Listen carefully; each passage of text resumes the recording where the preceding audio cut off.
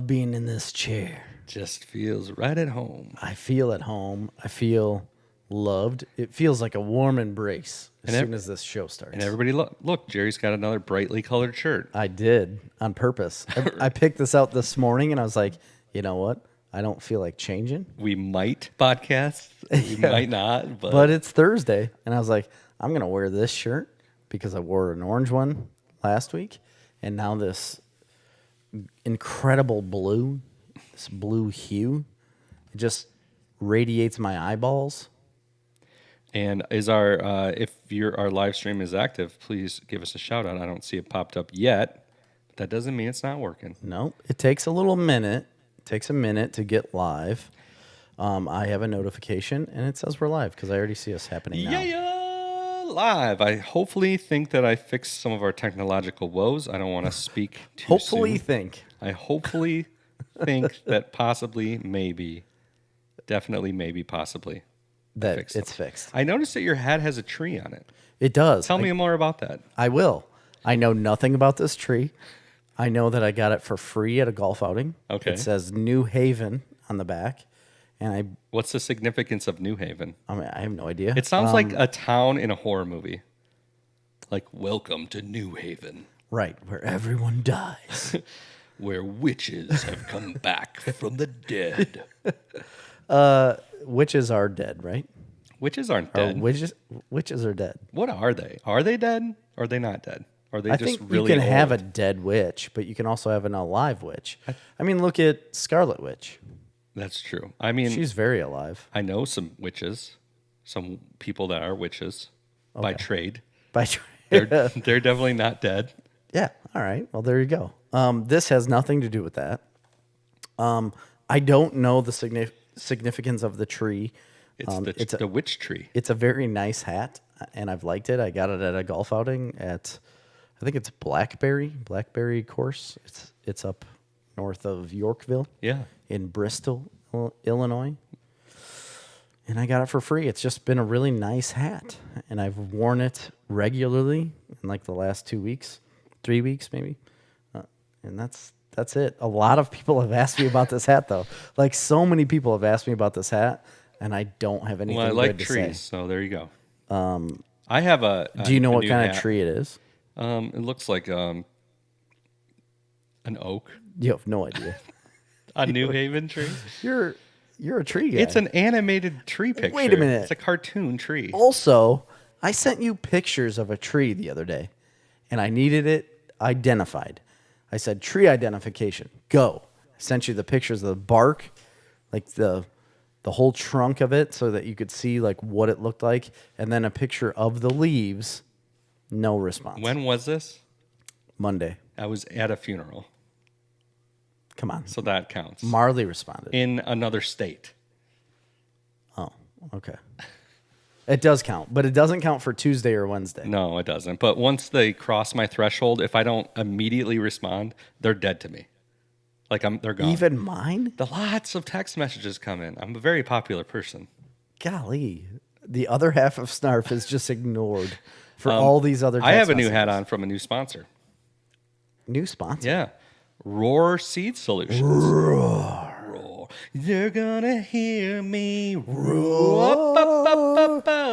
It's not roar like a lion. Plant the seed. Roarer Seed Solution. Roar seed. So if you need solutions for your seed, whether it be crops, cover crops, small grains, grass, Cereal rye. you need some crop scouting done, Okay. UAV scouting, Oh, really? Unmanned aerial aerial vehicles. soil testing, check out Roar Seed Seeds. Solution.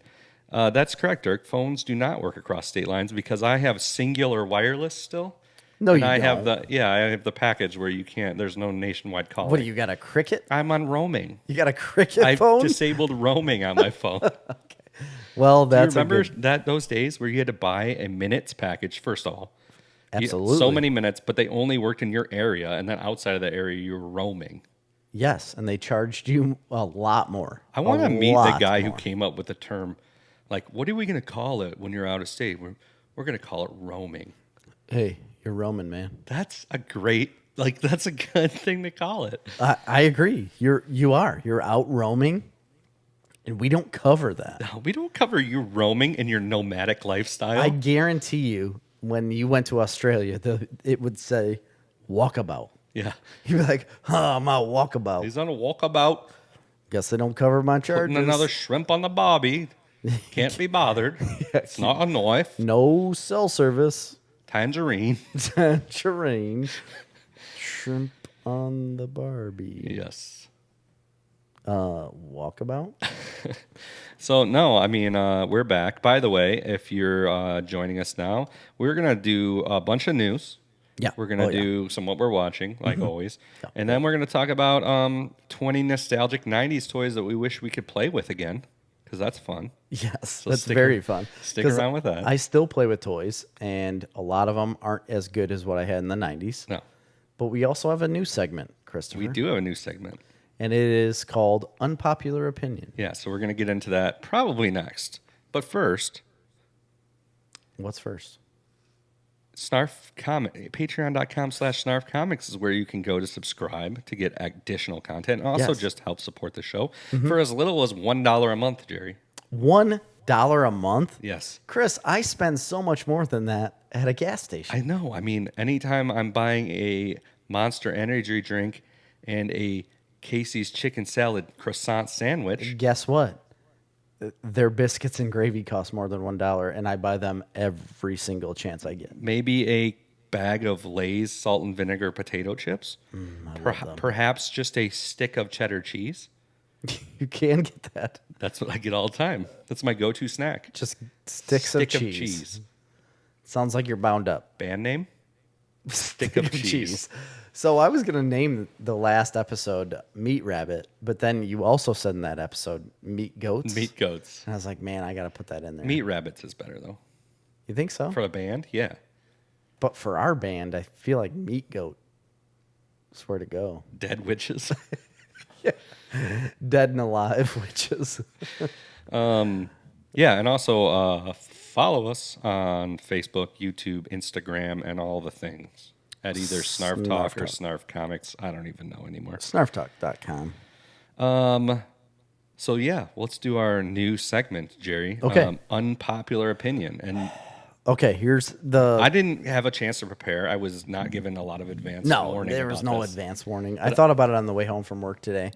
And I actually asked Marley, I'm like, you're constantly making fun of my opinions on things. So give me some choice Chris Harford Unpopular Opinions.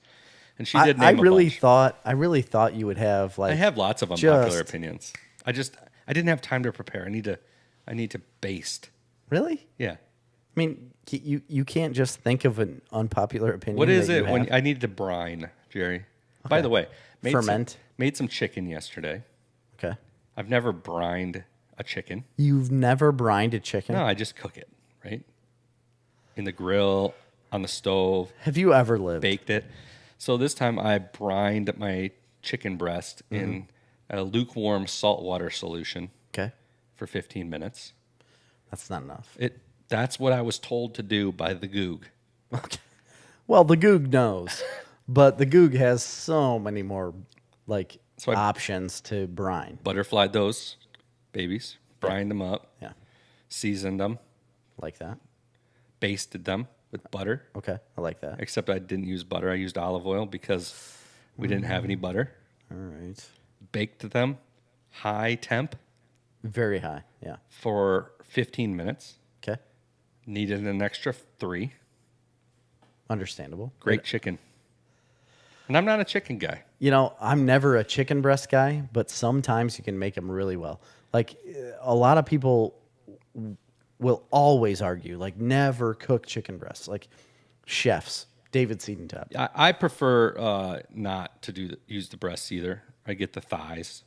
Thighs are where it's at. That's where it's at. We will cook chicken breasts as well. Like, I buy the whole frozen chicken breast thing because they're easy to cook. Yeah. You can do it really quick.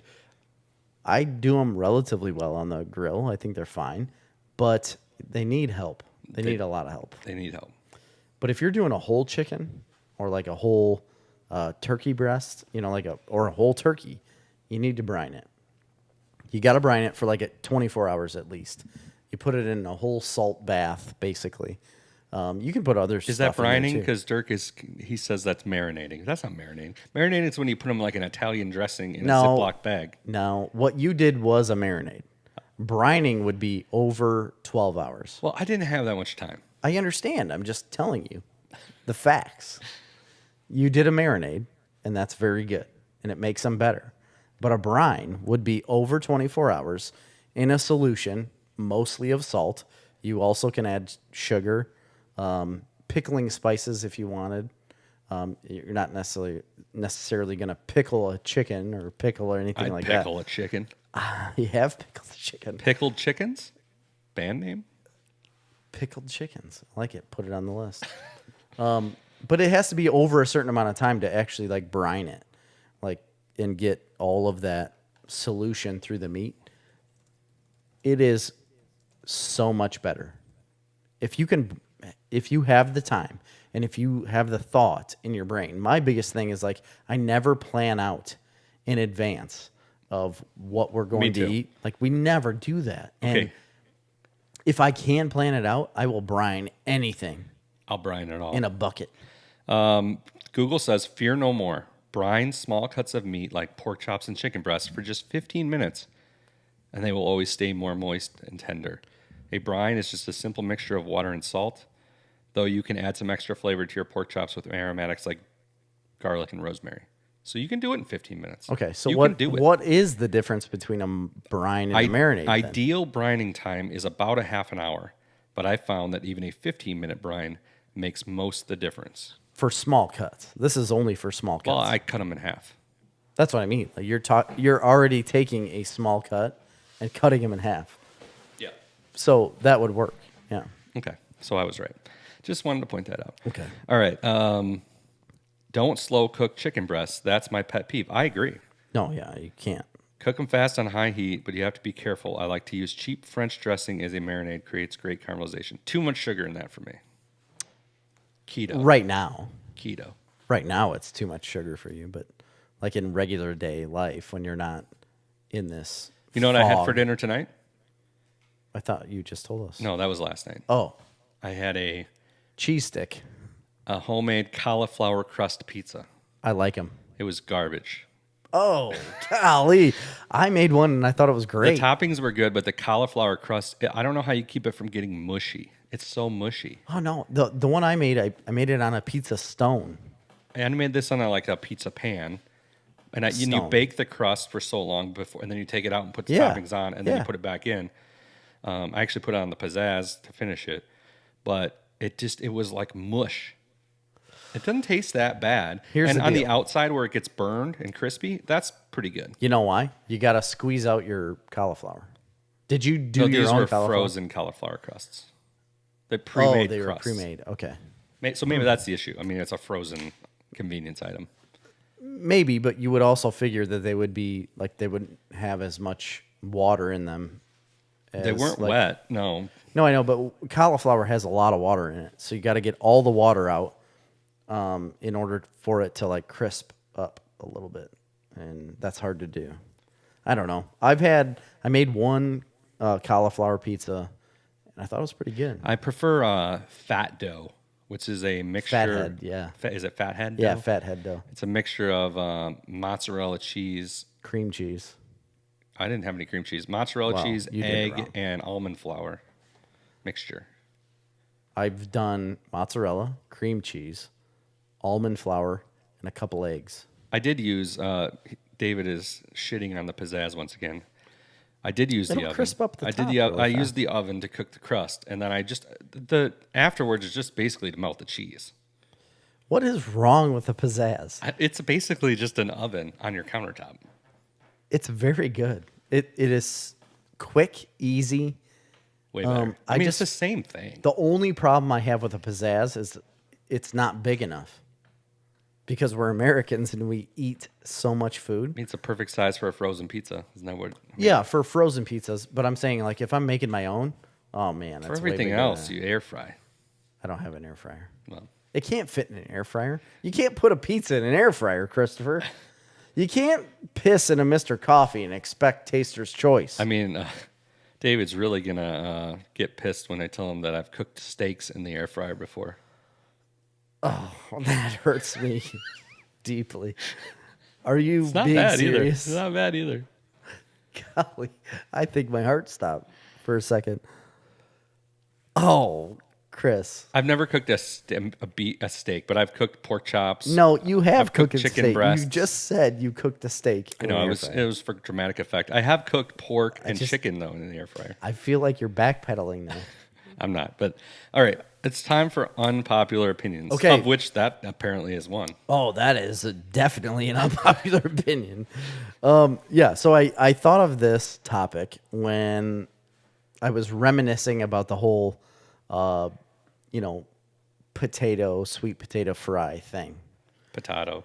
Yeah, potato, sweet potato, regular potato, russet, if you will, Idaho, all of those potatoes. And I was talking about it like it was a spring stretcher for me that I don't appreciate a sweet potato fry. It's aggravating that anyone would order that. And then I started thinking, like, maybe that was an unpopular opinion.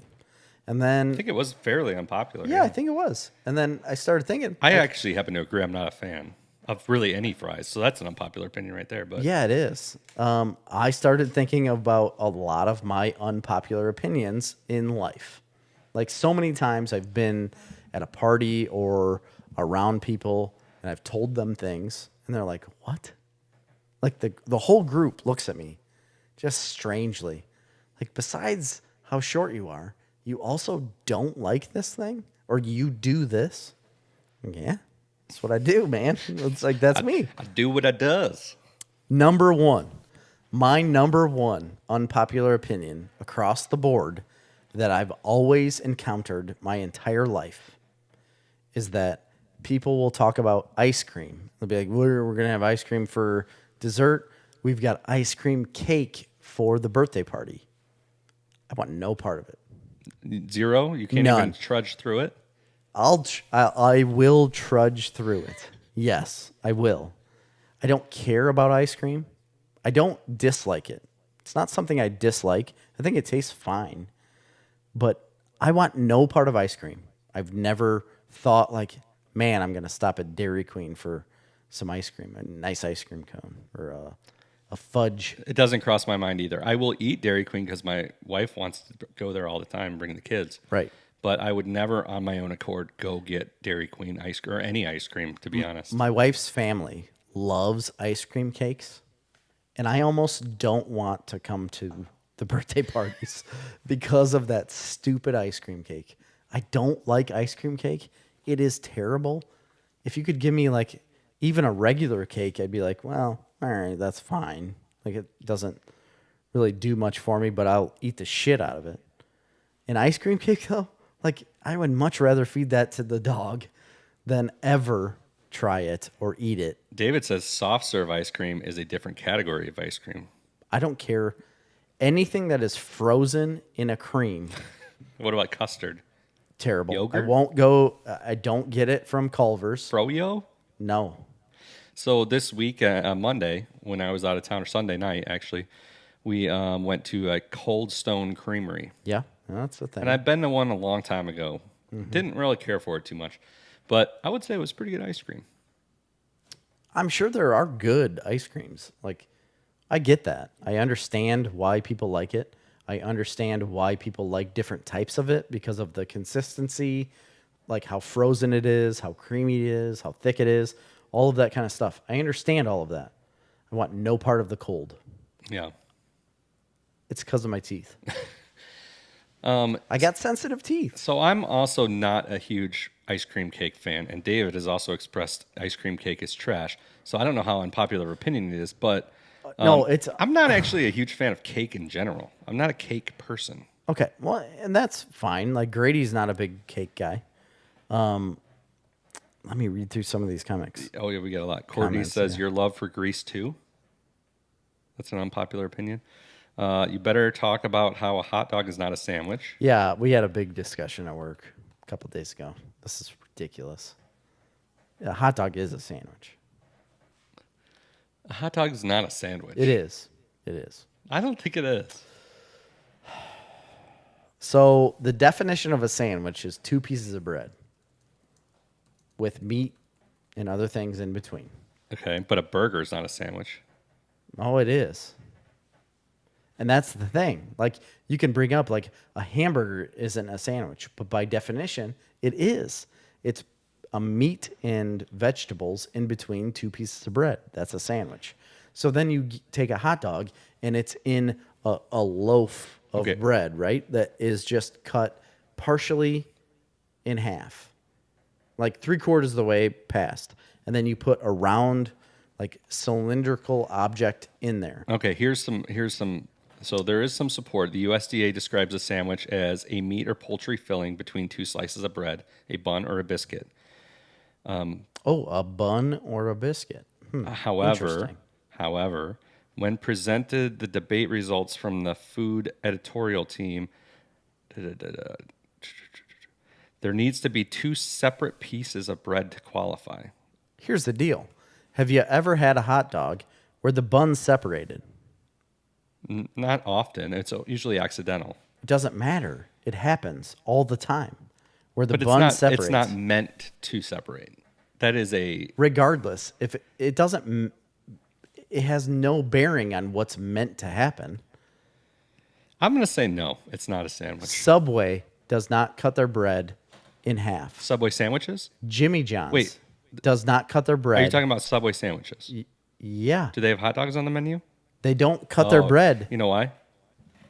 Listen, does we're Jimmy talking John's about bread. sandwich shop have hot dogs on the menu? It doesn't matter.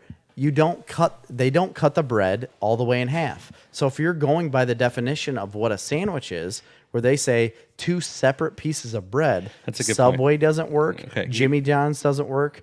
Jersey Mike's doesn't work. Quiznos doesn't work. None of them do.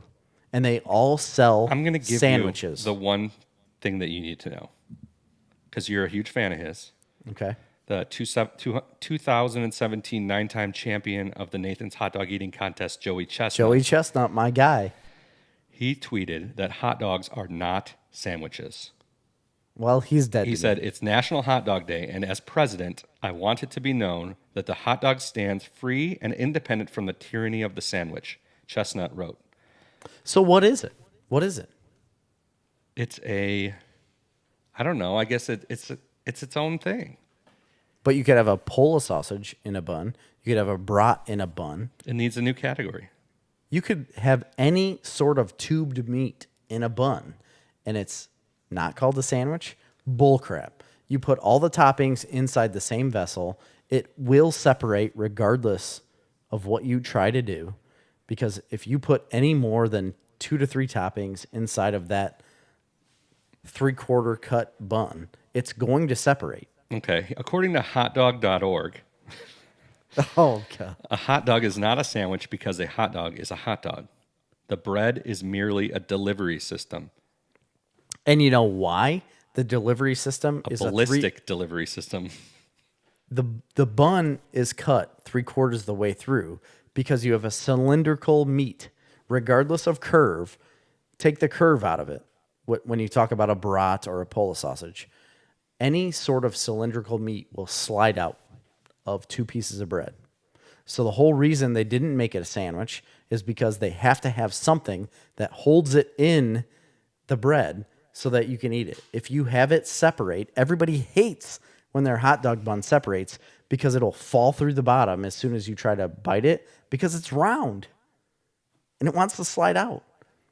Regular meat, flat meat that you put in a sandwich, it'll do it if you have hard bread, but it won't do it if you don't cut all the way through the bread, which is why Jimmy John's, Jersey Mike's, Subway don't cut all the way through the bread so you can get a solid bite of all the meat. It will happen with Jimmy John's more often than anyone else, and it's because their bread's so tough. This argument is done. Hot dogs is a sandwich. There's so many comments. I don't even know. Oh, man. Sandwiches require a top and bottom, according to Dirk. David brought up the point that you made about Jimmy John's not cutting through their sandwiches. He also said tube steaks on buns are sandwiches. Yeah, you're right. Man, I don't know. It's a tough one. I think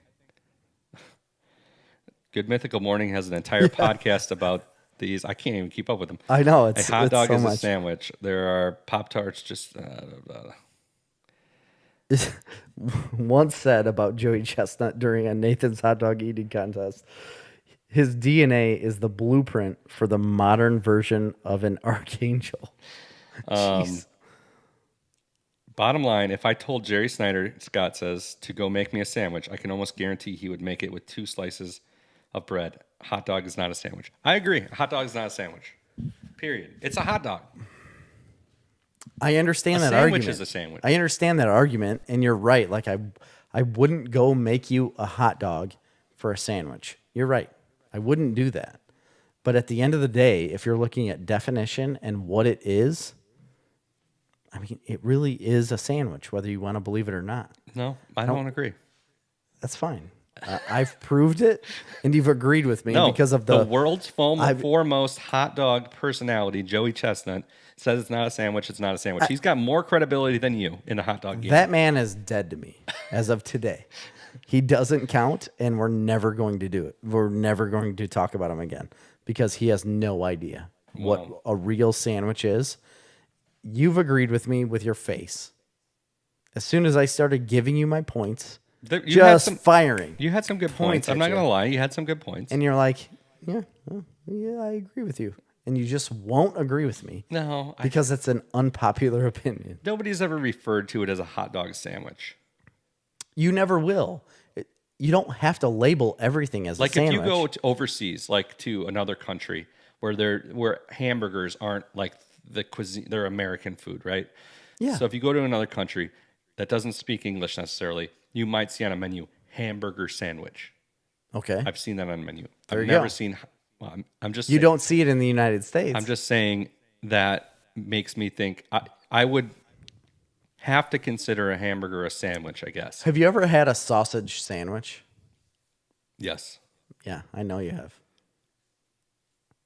There you go. That ends the conversation.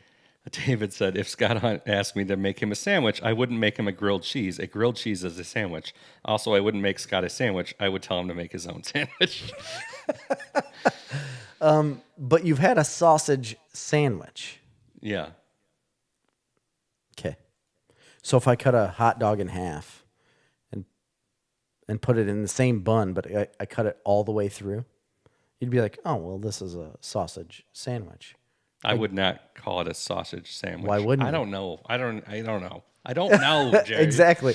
Because you're all wrong. I don't think it's a sandwich. It is 100% a sandwich. Thank you for solidifying that with saying I don't know. I'm going with Joey Chestnut on Next unpopular opinion that I have. And what was the unpopular opinion? Not liking ice cream. Okay.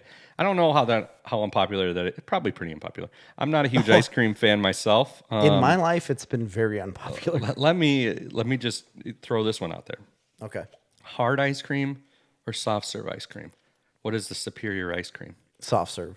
I would agree with that. Yeah. I think most people would agree with that. Although I do like the flavor options of a hard ice cream. And Two scoops, maybe get yourself a chocolate and a coffee. I like the idea of going to an ice cream shop and watching them scoop it out of the tubs, putting them in a cone or in a cup for you. I like that, and I think it's great. I think it's a good memory for children to go to the ice cream shop and get hard ice cream. At the end of the day, I don't want to eat it. Nolan says that grilled cheese is a melt, not a sandwich. Really? So now we're into patty melts, Frisco melts? And David says a melt is a subset of sandwich. It is. It probably is.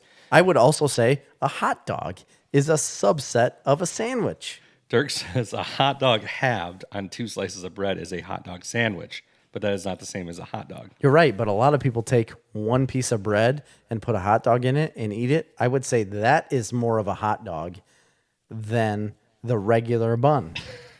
Now you're just getting crazy. It is crazy. There's so many dynamics to this. I just need to point out that David said, my girls call a quesadilla a taco pizza sandwich. What do you put on a quesadilla? Not sure that contributes to this conversation, but that's a brilliant description. By the way, speaking of quesadillas, over the weekend, we went to Iowa 80, the world's largest truck stop. Oh, yeah. And great place. I ate at Taco Bell, which I have not eaten at for years. You haven't eaten at Taco Bell? Not for a long time. Do you go to Taco Bell frequently? It hasn't been years. Well, I remember a Taco Bell situation between you and I. It was terrible. You didn't like it? No, I think that they've gone downhill. Or maybe it was that location. Man, I had it as my number one. Yeah. Okay, what's your next unpopular opinion? Next, let me bring it up here. My next unpopular opinion. Oh, man. I feel like this is really going to get people worked up. It's another thing that I've brought up to people many times in my life because I enjoy the caress, the feeling, the warmth of cotton, the love. Fabric of our lives. Yes, on my feet, and I will willingly wear socks to bed. And a lot of people absolutely hate the fact that I will wear socks to bed. Full socks all the way up to my knee. I don't care. I will wear any type of sock that you give me, and I'll wear it to bed. I'll sleep in socks. And so many people give me just utter hateful looks. Do you want to know my opinion on that? Yeah. That's the worst thing I've ever heard in my life.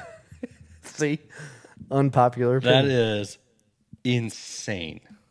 I will wear What jeans. is wrong with you? I will wear jeans all night long until like the moment I need to go to sleep, and then I will take jeans off and put shorts on. I won't take my socks off. Or if I do, I'll put a new pair of socks on. Don't your feet get itchy I love socks. after sweating in your socks all day long? Oh, yeah. I'll change the socks out. You go home and change your socks out? Absolutely. Something's wrong with you. The Army taught me how to change my What's socks. the saying, right? If you sleep with socks on, You're a normal human American. it's something about getting pregnant. No, I've always said that. No, other people have said that. I've heard other people say that before. If you wear socks during the act, you will have What boys.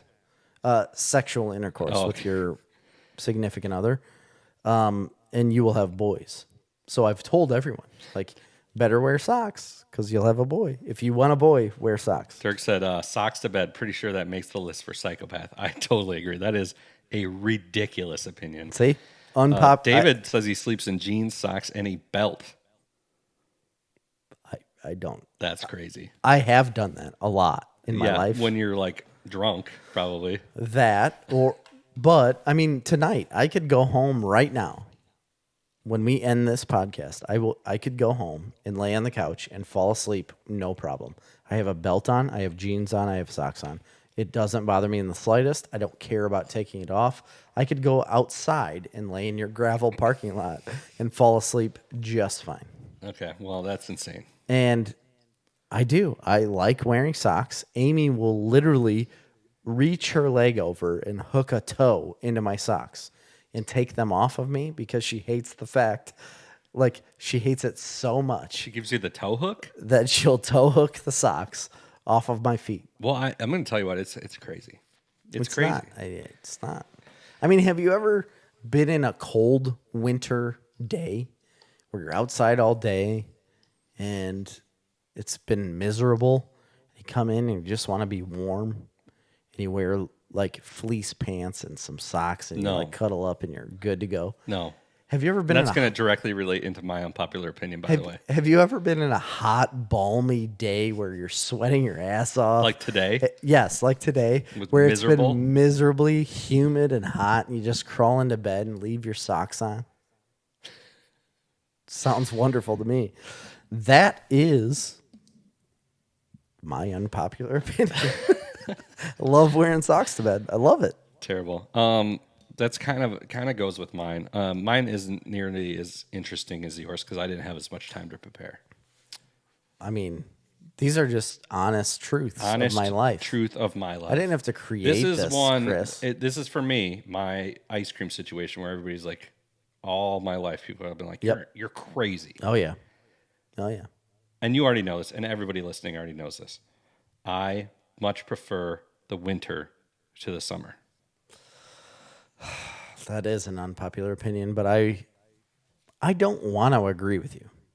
You don't want to, but I you kind of do. Want to. But man, the older I get, I'm much younger than you. Yeah. We all know this. Significantly older Chris is than me. And as I encroach on ages that he has been. Trails I've blazed. Paths well trodden. Right. Days he's lost. I've lived these days around him a lot. And I'm starting to agree the colder temperatures are where it's at. Yeah. Fall has always been my jam. I mean, fall's great. Big fall guy. I love the fall. I love waking up in the morning with frost on a window, but then it warming up in the middle of the day. I'm not disparaging fall or spring. Both of those are probably some of the best. Adequate. I just like winter more than summer. And there's many reasons for this. I hate being hot. Okay. I like hoodies and pants. I prefer hoodies and pants to shorts and t-shirts any day of the week. What about going to sleep? No. No. You can't wear that stuff going to sleep? Come on. Dirk says he's voting with me. You can always put on more clothes. I completely understand that. They frown on you after you remove a certain amount. I just prefer when, obviously, nobody likes when it's negative 10 degrees out with a 20-mile-an-hour wind. Nobody likes that. But that's not most of winter. Most of winter is 20s, 30s, get down to the teens. I can deal with it. I can handle it. I like it. Seeing your breath on a brisk, cold winter's day. The sun comes out. When the sun comes out and it's a blazing sun on a 30-degree day. It's great. It's not that cold. No, it's not. You can be outside in a t-shirt. I would challenge anyone to go outside on a 30, even 28-degree day, specifically, and the sun's out, and you're properly attired. I mean, if you're naked outside, yeah, you're probably going to get cold. If you're properly attired and you go outside, walking around on a 28-degree day with the sun blazing in your face, you will love it. Yeah. It is amazing. It's great. It's wonderful. I agree. There's just so many things you can do in the winter. Also, other things. There's less activities going on. Not that I don't like activities. No, I completely agree. But there's a lot going on in the summer. It's nonstop. The fact that you don't have to make an excuse to stay home to watch movies over the weekend. Right. Oh my gosh. I was thinking about that the other day. I was like, man, wish wintertime would come around and we don't have any sports on the weekends and I could just watch movies all day. Right. It's like, that would be great, know? And even like snow plowing sucks sometimes. Like I normally enjoy plowing snow. It doesn't bother me. Every once in a while, like when my driveway fills with snow and the van can't make it up the incredible hill into my garage, that's annoying. It's like, that doesn't happen that much. No. It's not something that really affects my life. And to be honest, I just pull the Ranger into the garage, like the Polaris Ranger. I've got a winch on it. I just hook her right underneath the van, pull it up with the Ranger. Good to go. Pull it up just so that the tires are on the concrete. Back the Ranger out of the garage. We're good to go. Seems like a lot of work, but go.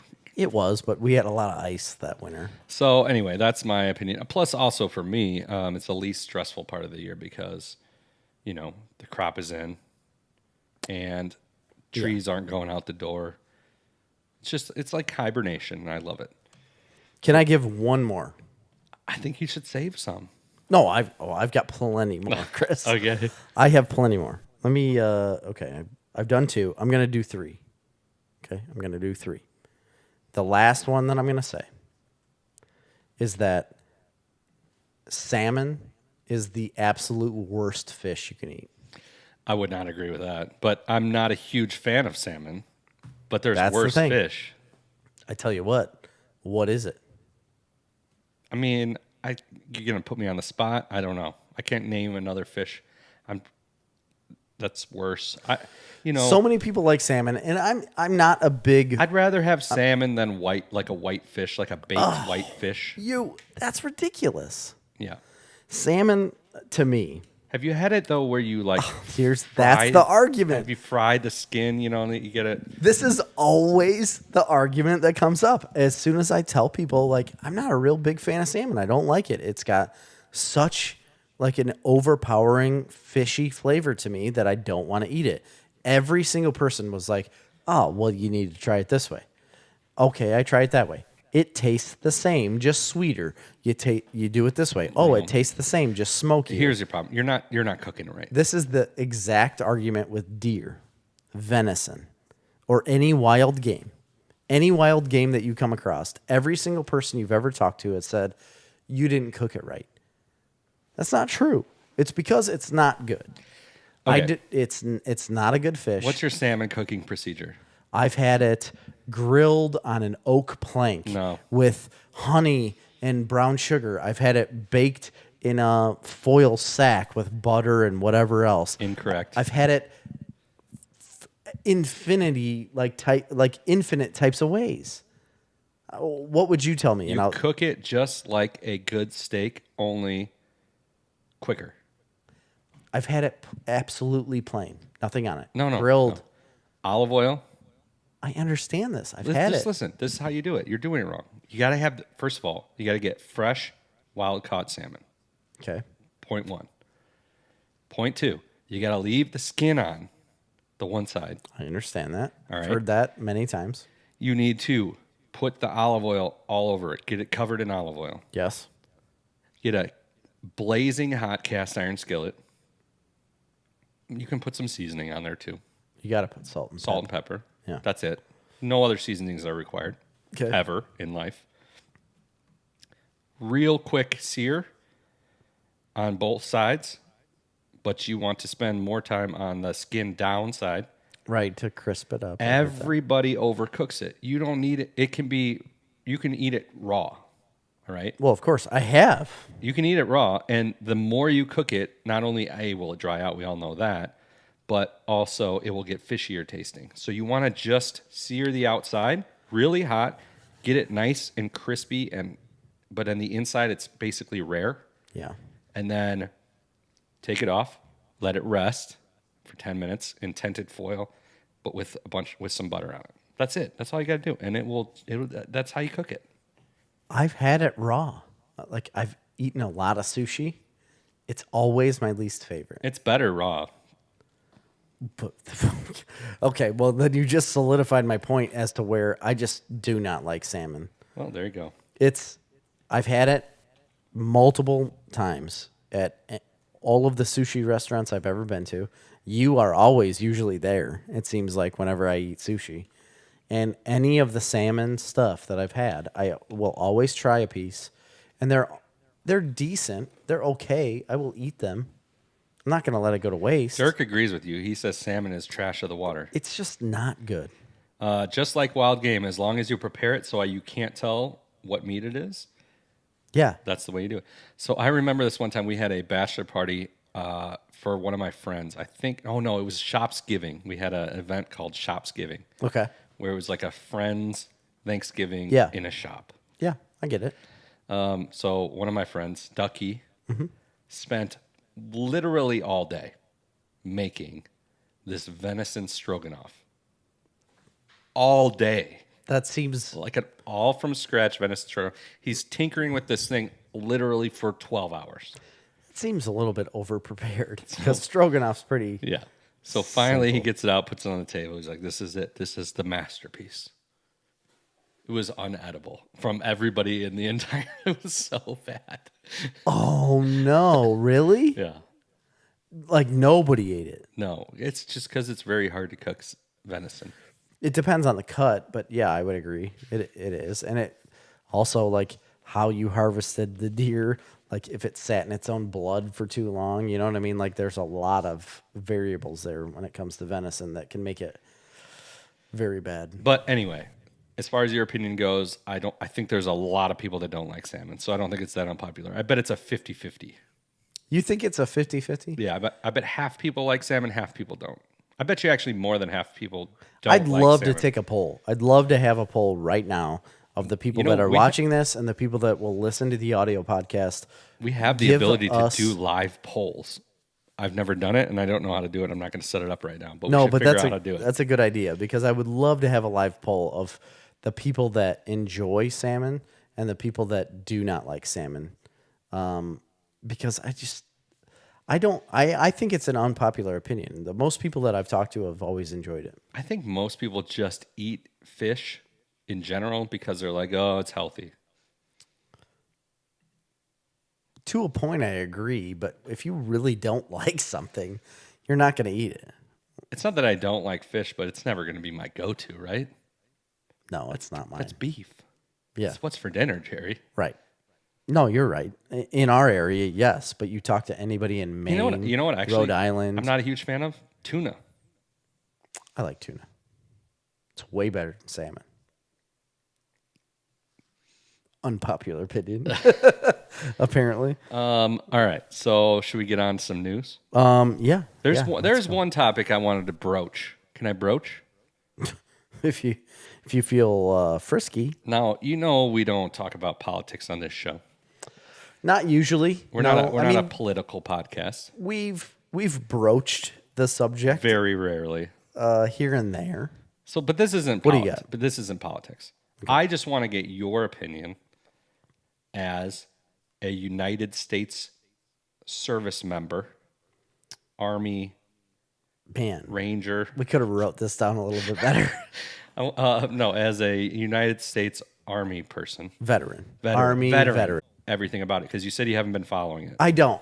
I haven't followed much of it, and I honestly, to be honest, I haven't followed much of the news recently because I just can't handle it. I can't handle the news most of the time, and I don't even want to see it. So I live my own life. I agree with you. I do completely, my own thing. But this one is kind of. It's been very upfront in all of our lives, and I get that over the last week. But so I know a lot of people that deployed to Afghanistan. I know a lot of people that have done a lot of things in Afghanistan. The only thing I can comment on is that the war that I was in Iraq was under similar circumstances to Afghanistan, right? So we went to Iraq first, and then they went to Afghanistan, and it was under the same veil of getting rid of terrorism. You know, like it was fighting back terrorism. Regardless of what the actual agenda was, it was terrorism. And we did that. While I was deployed, there was a lot of things that I saw on the news media. I had news people that followed us around and then watched the report afterwards, and it was 100% different than what they should have been reporting on. Like, they basically lied. I saw them lie in real time. Like, they came and interviewed us. They came on a humanitarian mission, and we did things. And then I saw the actual news report, and it was 100% different. Every aspect of the article was different than what actually happened. From that point on, I was like, I don't believe what the media is going to give us. So in this situation, when you see how we left Iraq, all right, so it took a while, quite a while, for all of us to pull out of Iraq. A lot of people went to Kuwait. We are still sending people to Kuwait. Yeah, we still maintain bases in that area. Absolutely. We still maintain bases in Kuwait. My brother-in-law went to Kuwait just a couple of years ago. But we don't have a huge, figurehead. Like, we're not very popular in Iraq, and we don't go there. They do their own thing, and we handed it off to them. We built an army that they were doing, and there was a president and a government, and then we handed it off to them, and we left. That took years to do. A lot of people thought it wasn't done very well, regardless of how it came out. In this situation, there for Afghanistan. I mean, have you heard of any sort of building up of a government or building up of an army or building up of anything in Afghanistan? I mean, that's what was pulling out. That was what has been touted leading up to this. So maybe you're not aware of. I guess I'm not, because I don't feel like there is. I know they had a president. But so this has been discussed ever since the spring when the president basically said, hey, we're looking at a timetable for exiting Afghanistan.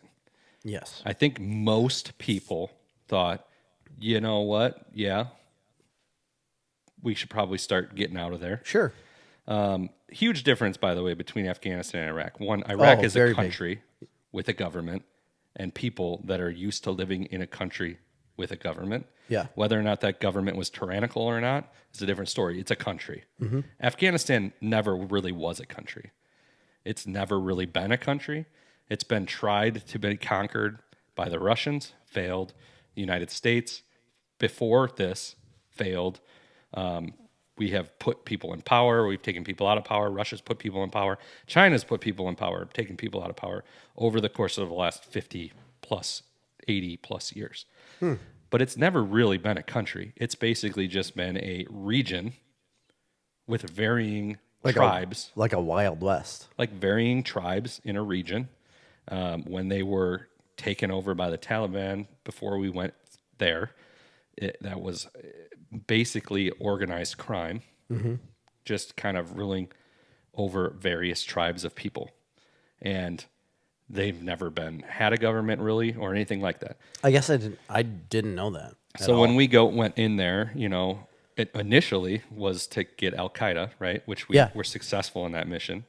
They'll come back, but we were successful at least in the initial mission of that. But then what it became over the last 20 years is an exercise in nation building, right? So we established a government, we established a military, and we trained the military.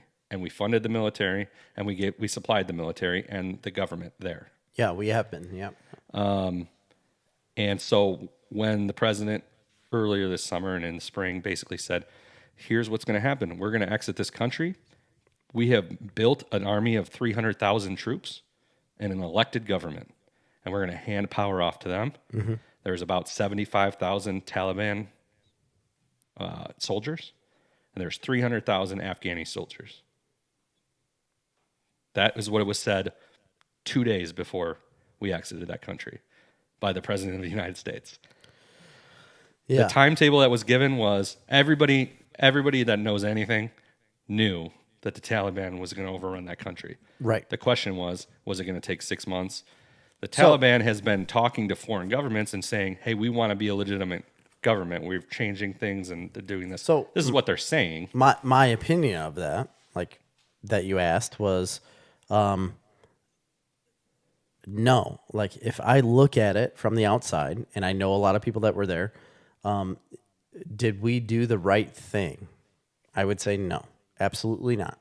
Would I say we did the right thing in invading to begin with at the time? Probably not. Like, I don't know. I was very young when we invaded the country, so whether or not we should have been there to begin with, I don't know if that is the right answer.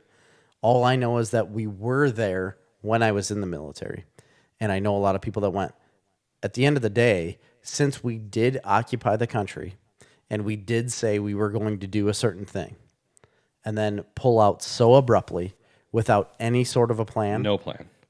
It is absolutely ridiculous. I think everyone should think it's ridiculous. In 2 days. I don't see how anyone in our government, in anyone else's government, in the military, in genuine like populace, like any regular person can see how this was a good reaction.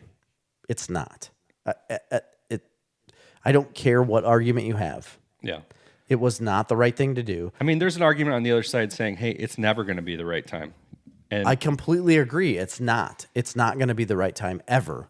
The only thing you can hope for is that you've prepared them for the moment of us leaving. And that prepared, evacuated all of our people. But being prepared takes time. And I know we've been there for a long time, but I'm saying you've been there for a long time occupying the country. That doesn't mean building anything in the way of like force protection or government or any of that stuff. You have to build up the government and to get it like sorted. And then you have to build up force protection. Force protection and like building up your army in order to sustain a government takes so much time. Yeah. And us pulling out would also mean us leaving people there to sustain that force protection for such a long amount of time that pulling out only means like the majority of our occupying forces are pulled out. Not every single person that has ever been there is pulled out and we forget about you. That has never happened in any country that we've ever had a war in. We've always left bases there. We've always left people there, and we've always helped them. It's been throughout every war. I don't know about in Vietnam, but yeah. Okay, it's a very you're right. similar Yeah, situation. Vietnam is very similar. And how is that looked upon? Not well. Right. And then so any type of pulling out of a country is always detrimental to a point. It's not necessarily detrimental to where the country is lost, but it's detrimental to where you were at when we were occupying it. It will always be lesser than to a point. Like if you look at North Korea and South Korea. So we went in the Korean War, we had the big war, and we pulled out, but South Korea still held its boundary. South Korea still has its livelihood. They run their own ship, right?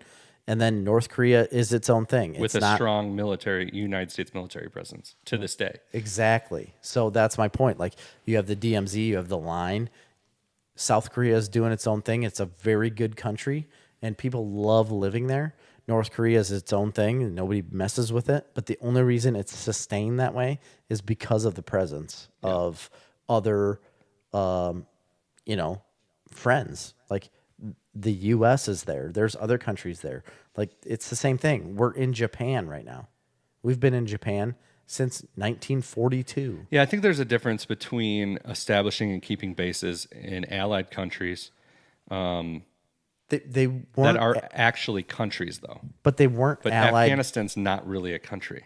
It doesn't matter. Like I don't think that matters. If you can build a government and show people how to run a government and run that government for years. I mean, we've been there for so long. That's okay. So that's the impetus of, I guess, the point I'm making is that. So maybe we didn't build the government long enough. In less than 2 days, the supposed 300,000 strong Afghani army laid down their weapons with no resistance and let the Taliban take over while their entire government fled. And that's why.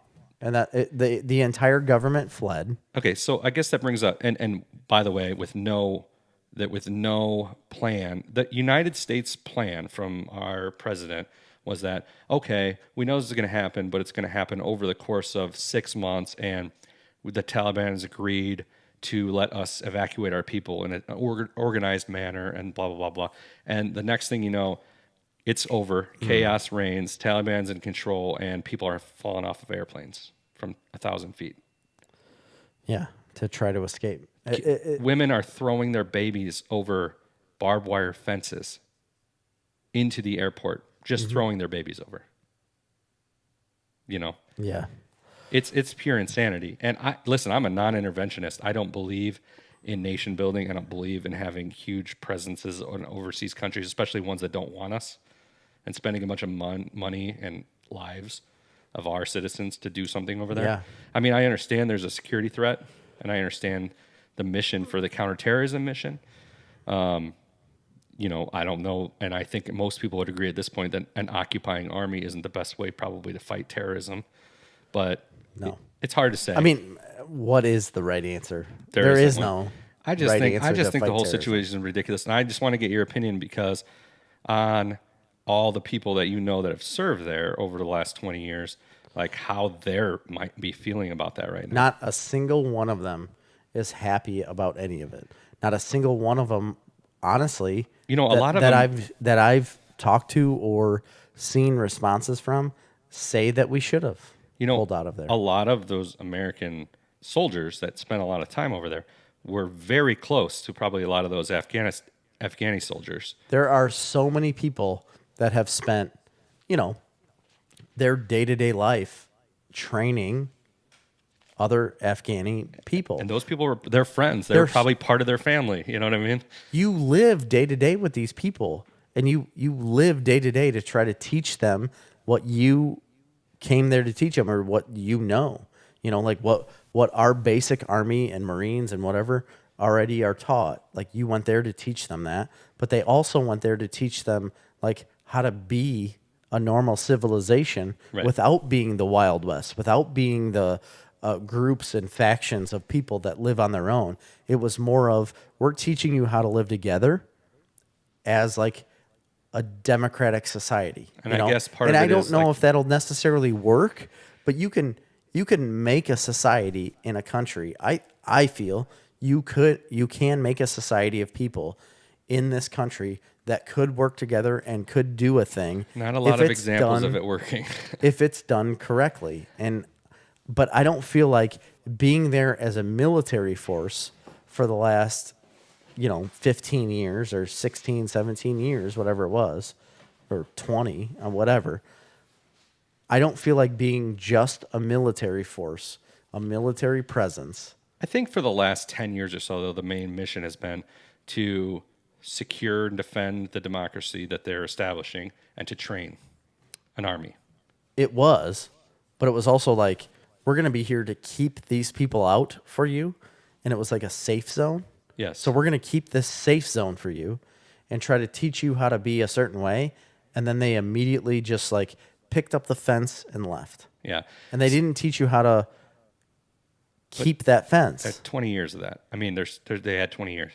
So there's that. I know they there's did, that point. But the other point would be that I question is like, what does it take to just have all these supposed army, and a lot of people think the numbers are fudged, and maybe as much as 150,000 of those were basically police, not necessarily soldiers. There's a huge difference between police and soldiers. Yes. That was a big issue in Iraq as well. Like the Iraqi police compared to the Iraqi army. I mean, both of them, but the Iraqi police were so corrupt, like incredibly corrupt. You couldn't trust most of them. And the only reason you couldn't trust most of them is because terrorists or the Taliban or whoever came in and was threatening their family and telling them, like, you either do this or your family dies. Yeah. And that's the way it is there. There's also, there was a lot of corruption as far as, how many people were on the payroll that didn't actually exist. That too, yeah.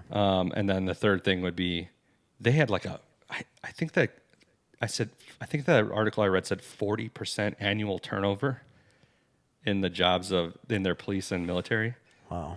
It's crazy. So my point is, how can you if you got all these people that you've trained and you got this army, however size it is, it's bigger than the Taliban, I can guarantee that. I don't think anybody disagrees with that. How are all these people just willing to be like, the second you leave, just be like, oh, I'm not fighting for this.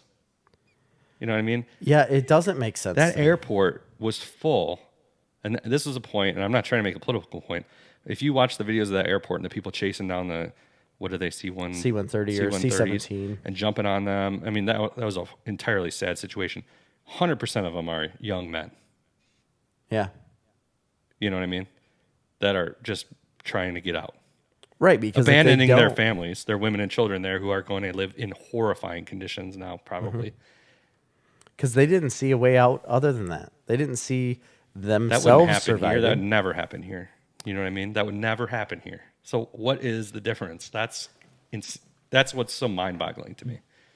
Yeah, because you feel like it's a home. I feel like a lot of I would say all of the young men or any man here feels like they have something. They have something. They have something to stay for. They have something to fight for, regardless of family. I'm saying like everything around you, you have something to fight for. There is nothing. Yeah, okay. For the country maybe, but I mean, let's assume most of them have families that they're trying to abandon to jump on a C-130. But that is the extreme situation they're in. Is like, I have a better chance. There is no situation where you could ever get me or anybody that I know to abandon their family, their wife and children. I bet you there is. No. There is zero situation where that could exist. You say that, but you've never lived in it. You've never actually grown up in it. And it's not just living, like taking you right now and making you live in that situation. It's you living in that culture. Well, the culture doesn't value women, so that's you've part of lived in the culture of that and trying to change it, to change that mindset of somebody that has lived in a culture of that their entire lives. It doesn't happen. It doesn't happen. I get both sides of the argument, and I'm not one of these people that are like standing on it being like, I think it was poorly executed for sure, but I do think we had to leave because I don't think that there was ever going to be. Yes, I 100% agree that we had to leave. I don't know. It just should have been done differently. I think nobody's arguing that. I'm not I don't know how to create governments. I don't know how to create civilizations. I don't know how to create militaries. Or should we even? No. Should we have enough problems here? The problem is, though, argument. To begin with, is that we were there. It doesn't matter. We already committed to it, yes. We committed to it, so we have to do something then. And just abruptly taking everyone and leaving, I don't think is the right choice. Absolutely not. I'm not arguing that at all. I would, for the record, do not believe that's the right decision at all. If you spend 20 years trying to accomplish something, you can't. I'm sorry, you can't just leave. You can't abandon the job. You had to have left somebody there. Like they did. They did leave like some, But it's not to the point where they're going to do anything or change anything. No, it's crazy. The whole thing's crazy. Yeah, it's a really, really bad what's situation. Really it's really crazy sad to is see. On top of all that, you got other governments from other countries that are literally backing the Taliban troops, right, and trying to work with them as a legitimate government. So that doesn't help the situation. And then, are you aware of all the reports coming out now of all the military equipment that we left undestroyed? Yeah, absolutely. Planes, tanks, armored personnel carriers, weapons. A lot of that I feel like is skewed though, because the military doesn't leave anything in good condition. No, I'm telling you, the reports that are coming out are sickening. I don't feel like it's anything that would be usable. I don't believe that's correct. We left munitions for that army. Well, that I could understand. And they're all seized now. That I could understand. Yeah. Munitions and stuff, but equipment-wise? No, all of that stuff. Vehicles, we left aircraft, we left an air force for that army, which was then overrun immediately within a day. Yeah, I don't know. It's crazy.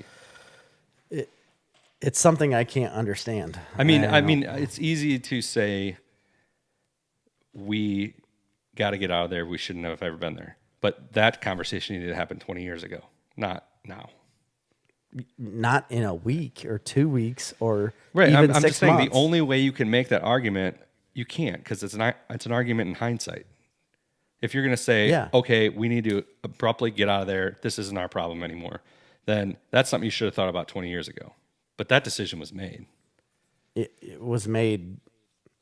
I don't think it was made until the moment they wanted to leave. I know, but I'm saying when you make the decision 20 years ago or 10 years ago after the terrorism mission's over to then switch to nation building, then you have to commit to that. Yeah, I agree with you. You know what I mean? Yeah.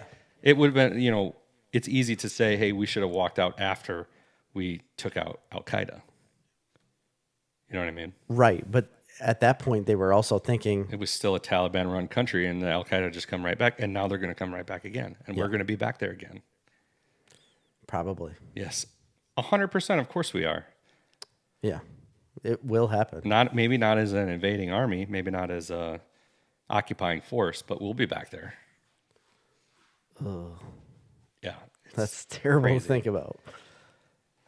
So that's Afghanistan. Yeah, I don't know. I guess it's not really political. It's going on right now, and usually we don't talk about subjects like that. But I don't know. For some reason, it's just It's sad. It's sad to watch. Well, Dave told me Jerry Snyder is right. Well, I don't think me and you disagreed about anything. No, we didn't. He just said Jerry Snyder is right. So that's all we have to go off of. Yeah. I thought the perspective would be interesting from somebody who was actually a soldier in a Middle Eastern conflict.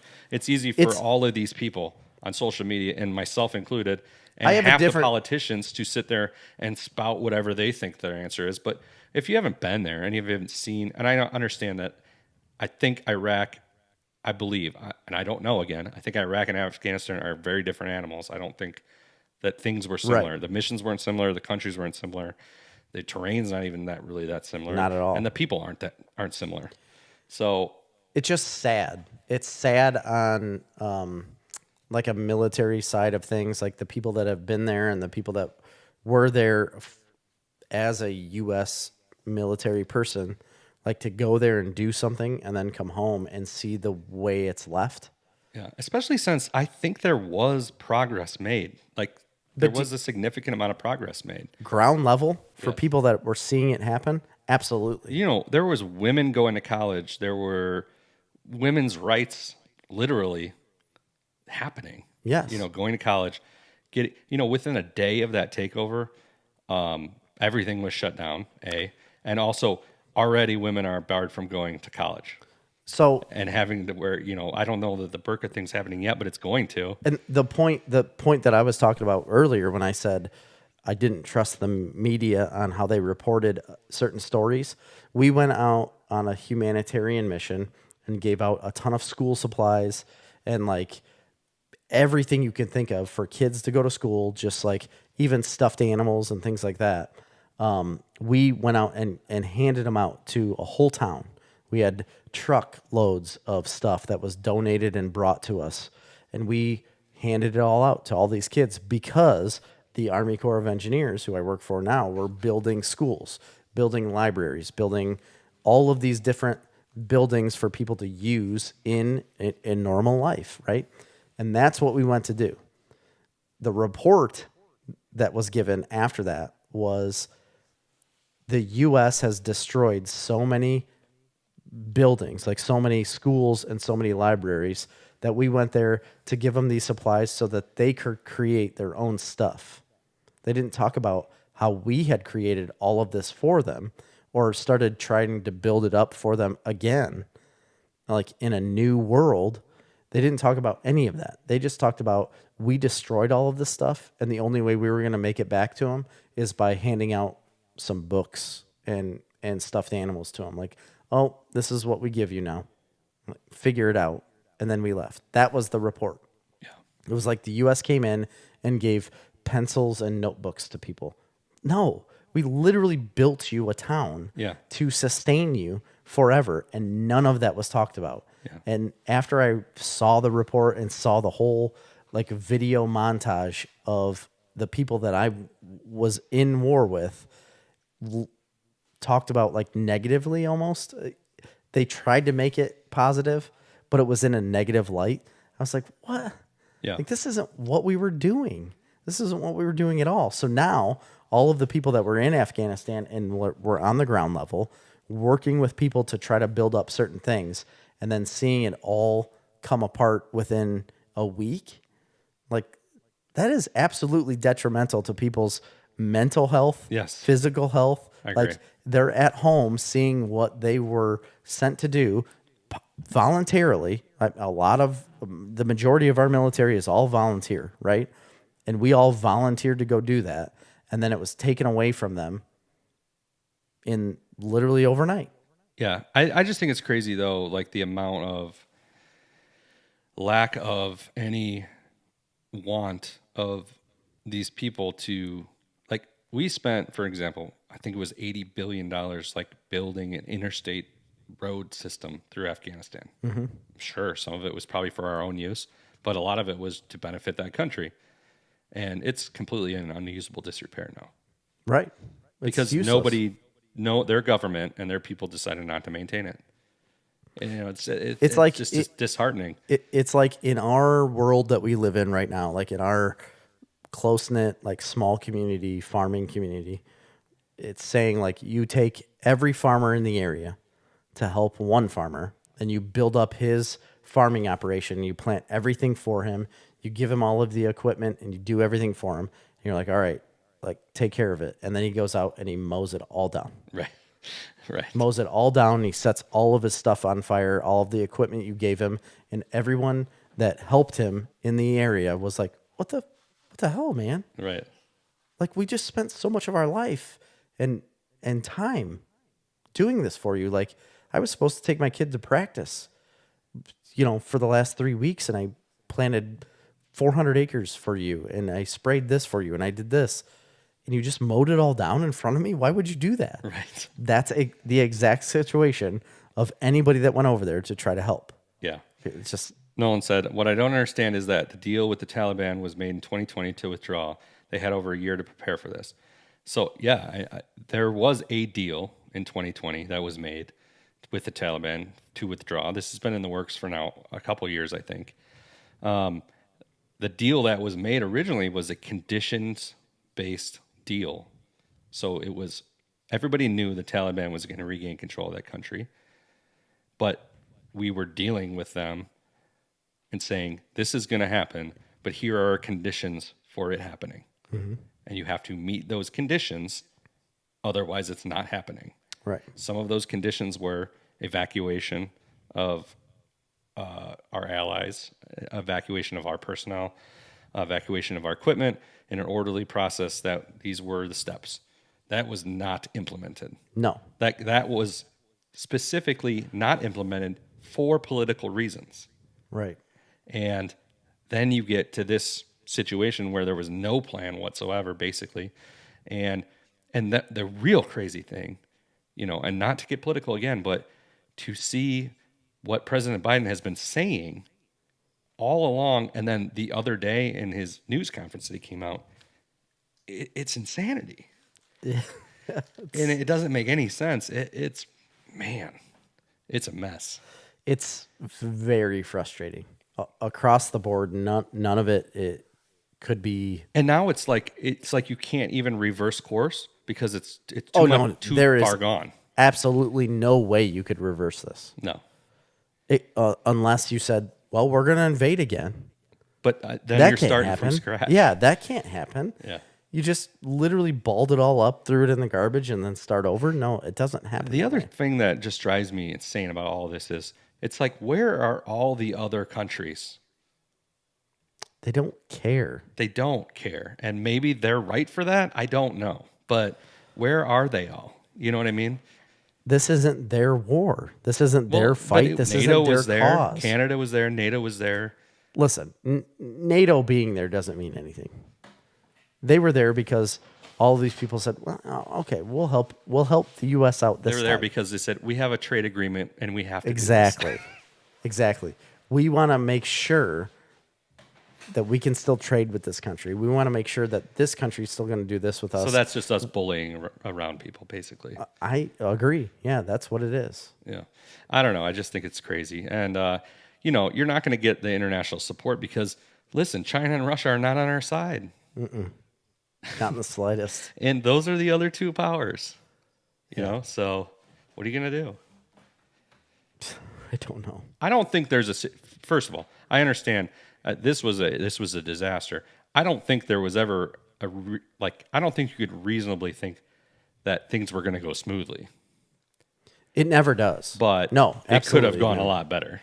It never goes smoothly transitioning a country, and that's history says that. But yeah, I mean, it's clear as day. It could have went a lot better than what it did. Yeah. So enough of that. That was way too much of that. I've got news. We got some news. We'll get into news. We already did the unpopular opinion. So then after the news, we'll do a little bit of what we're watching. Okay? Okay.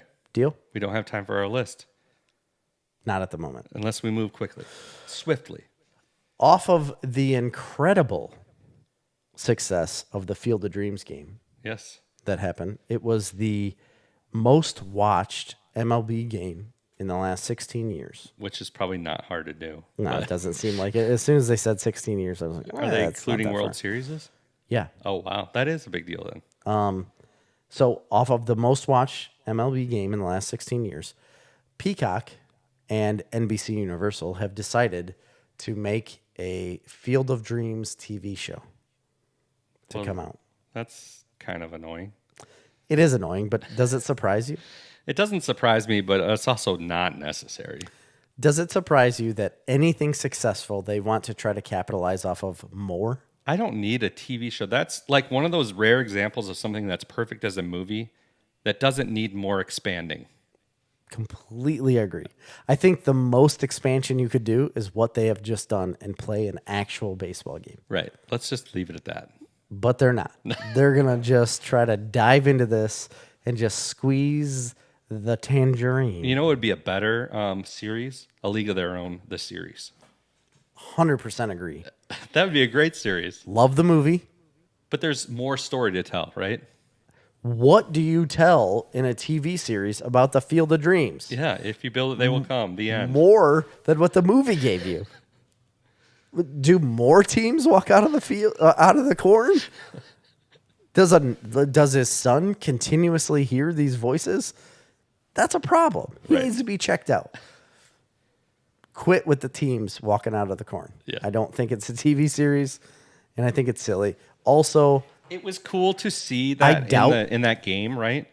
But if they do more games, I don't need every team from now on walking out of the corn. It's not going to be the same. Just play the game now at the park, and everybody go, "Ooh, that's cool." Yeah. But we don't need the big. I mean, especially Kevin Costner throwing out the pitch, people walking out. It was cool to see the first time. I will give you that. Yes. But I don't want to see that every year. No, I'm on board. Especially with the AA team. What are they called?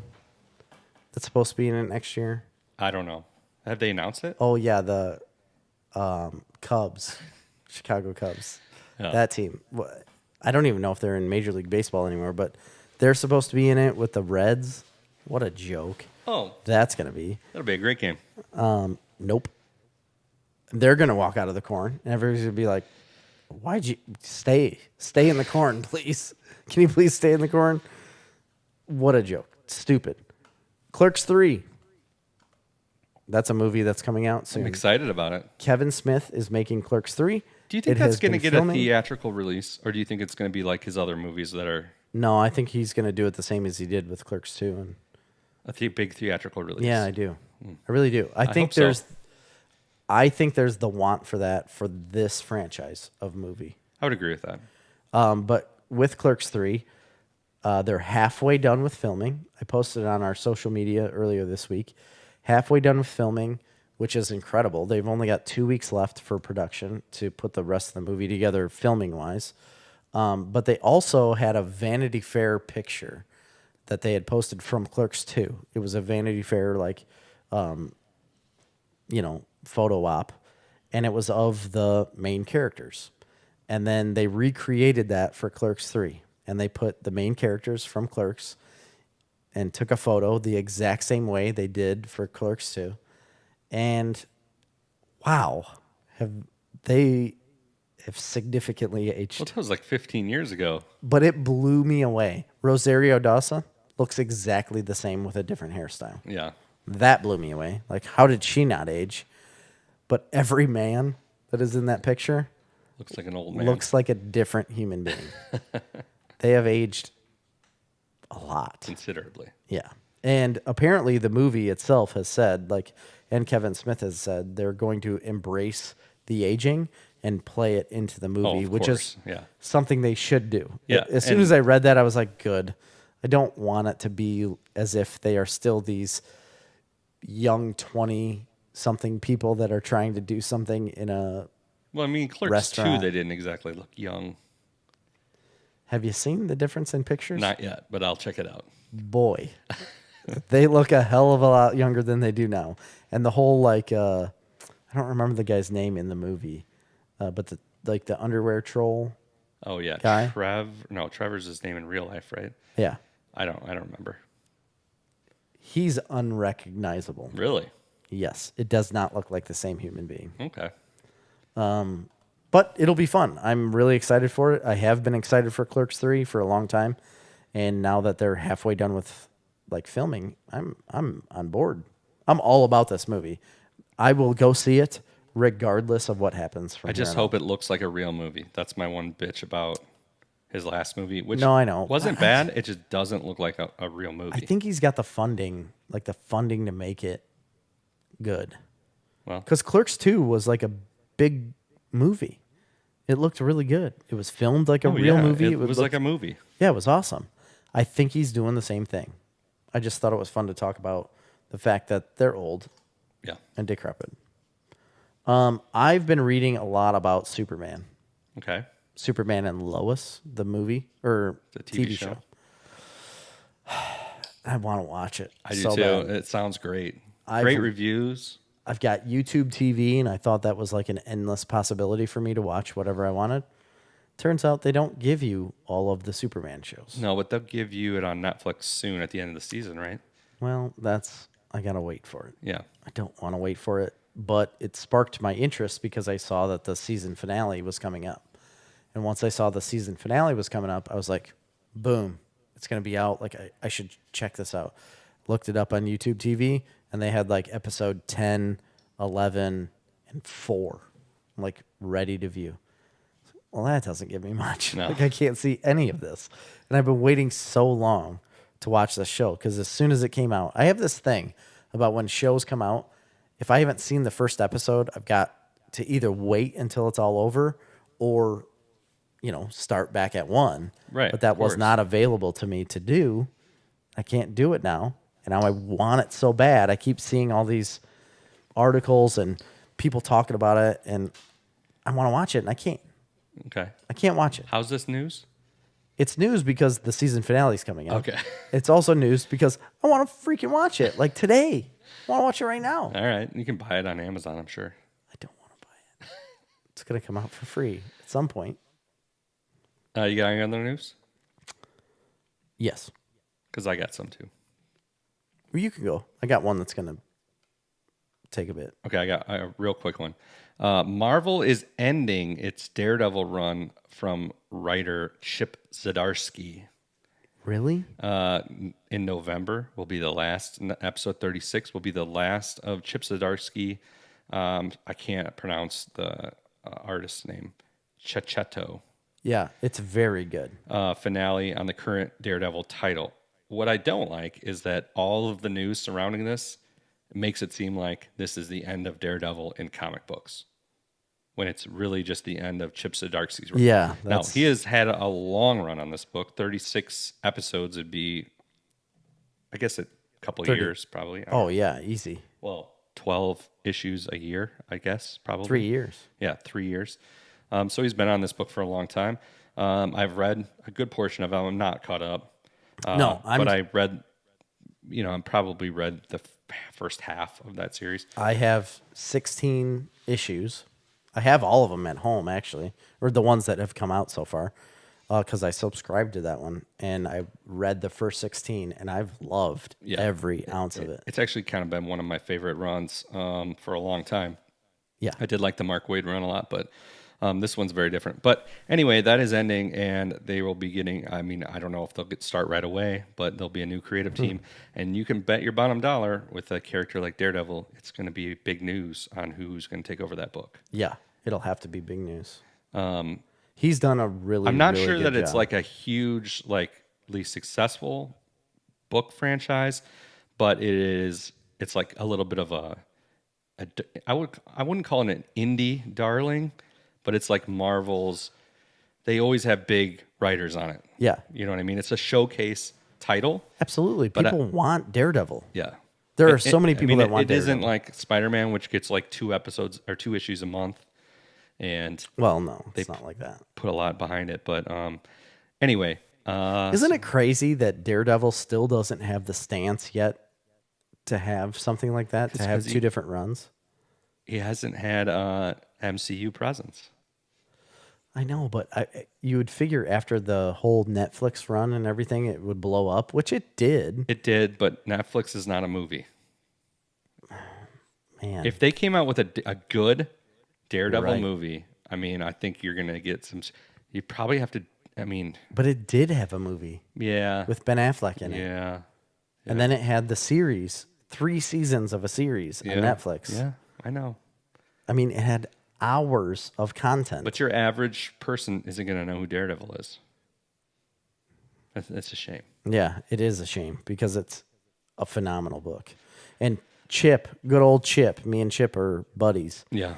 Him and I go way back, and he has done a phenomenal job on this book. I really like it. In other Marvel news, Spider-Man 3 leaks may confirm one of Netflix's villains coming back into the movie. Now, this is just rumors. Okay.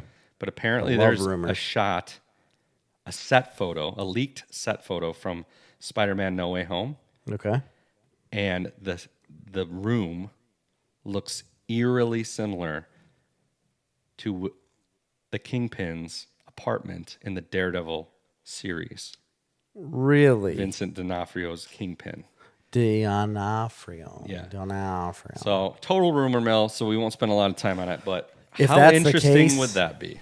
If that's the case, I'm halfway there. Yeah. If you know what I mean. I know what you mean. That's it. I got one more, but I'll let you go because my last one's going to take a little bit of time. We have a friend in the industry that makes movies that we're close to. His name's Wes Anderson. Oh, yeah. We know him well. Yeah. We've watched basically all of his movies. Good buddy of ours. Life Aquatic, best movie ever. Yeah, I don't know about that. I don't know if it's the best movie ever. No, not ever, but it's his best movie, in my opinion. Second best. Okay. Third best. Okay. Anyway, he's got a new Untitled movie that's coming out in 2022. They, I believe, have started production on it. If they haven't, it's going to this fall. I can't remember what I read. But the ridiculous part of this is the cast list that they put out for this movie. Have you seen it? A little bit, but I mean, that's pretty par for the course for his movies. But have you seen the people? No, I just saw Bryan Cranston, but I didn't see anybody else. There's a lot. So this movie is going to have these. They're already signed on. Everything's set in stone. Like these are the people going to be in the movie. Margot Robbie, or Robbie, or because she's in everything. Because she's in everything. Scarlett Johansson. Okay. She's also in most things. Tom Hanks. Okay. That kind of surprised the hell out of me. That's surprising, yeah. Jeffrey Wright. Okay, I don't know. You know Jeffrey Wright? I don't. Yes, you do. He was in Westworld. He's also Alfred. I love in the that new, dude. Yes. Yeah, Alfred in the new Batman movie. Bryan Cranston, Adrian Brody, Tilda Swinton. I think Adrian Brody's been in a Wes Anderson movie He before. has. Yeah. Yep. And the most recent acting I've seen of his has been very, very good. The Pianist? Nope. Most recent acting. Okay. I saw him in Peaky Blinders a couple of years ago, and he was unbelievable in that show. So Adrian Brody, Tilda Swinton, she's amazing. Owen Wilson, of course. Bill Murray, of course. And then Rupert Friend, which you've seen. He was in Hitman, Agent 47. He's been in quite a few things. Yeah, he looks vaguely familiar. Just kind of a generic, probably British. I think he is, yeah. But that whole list right there, Margot Robbie, Scarlett Johansson, Tom freaking Hanks, Bryan Cranston, Adrian Brody. I mean, all of these people, this is a movie that I would, if he said, like, you have to buy tickets today.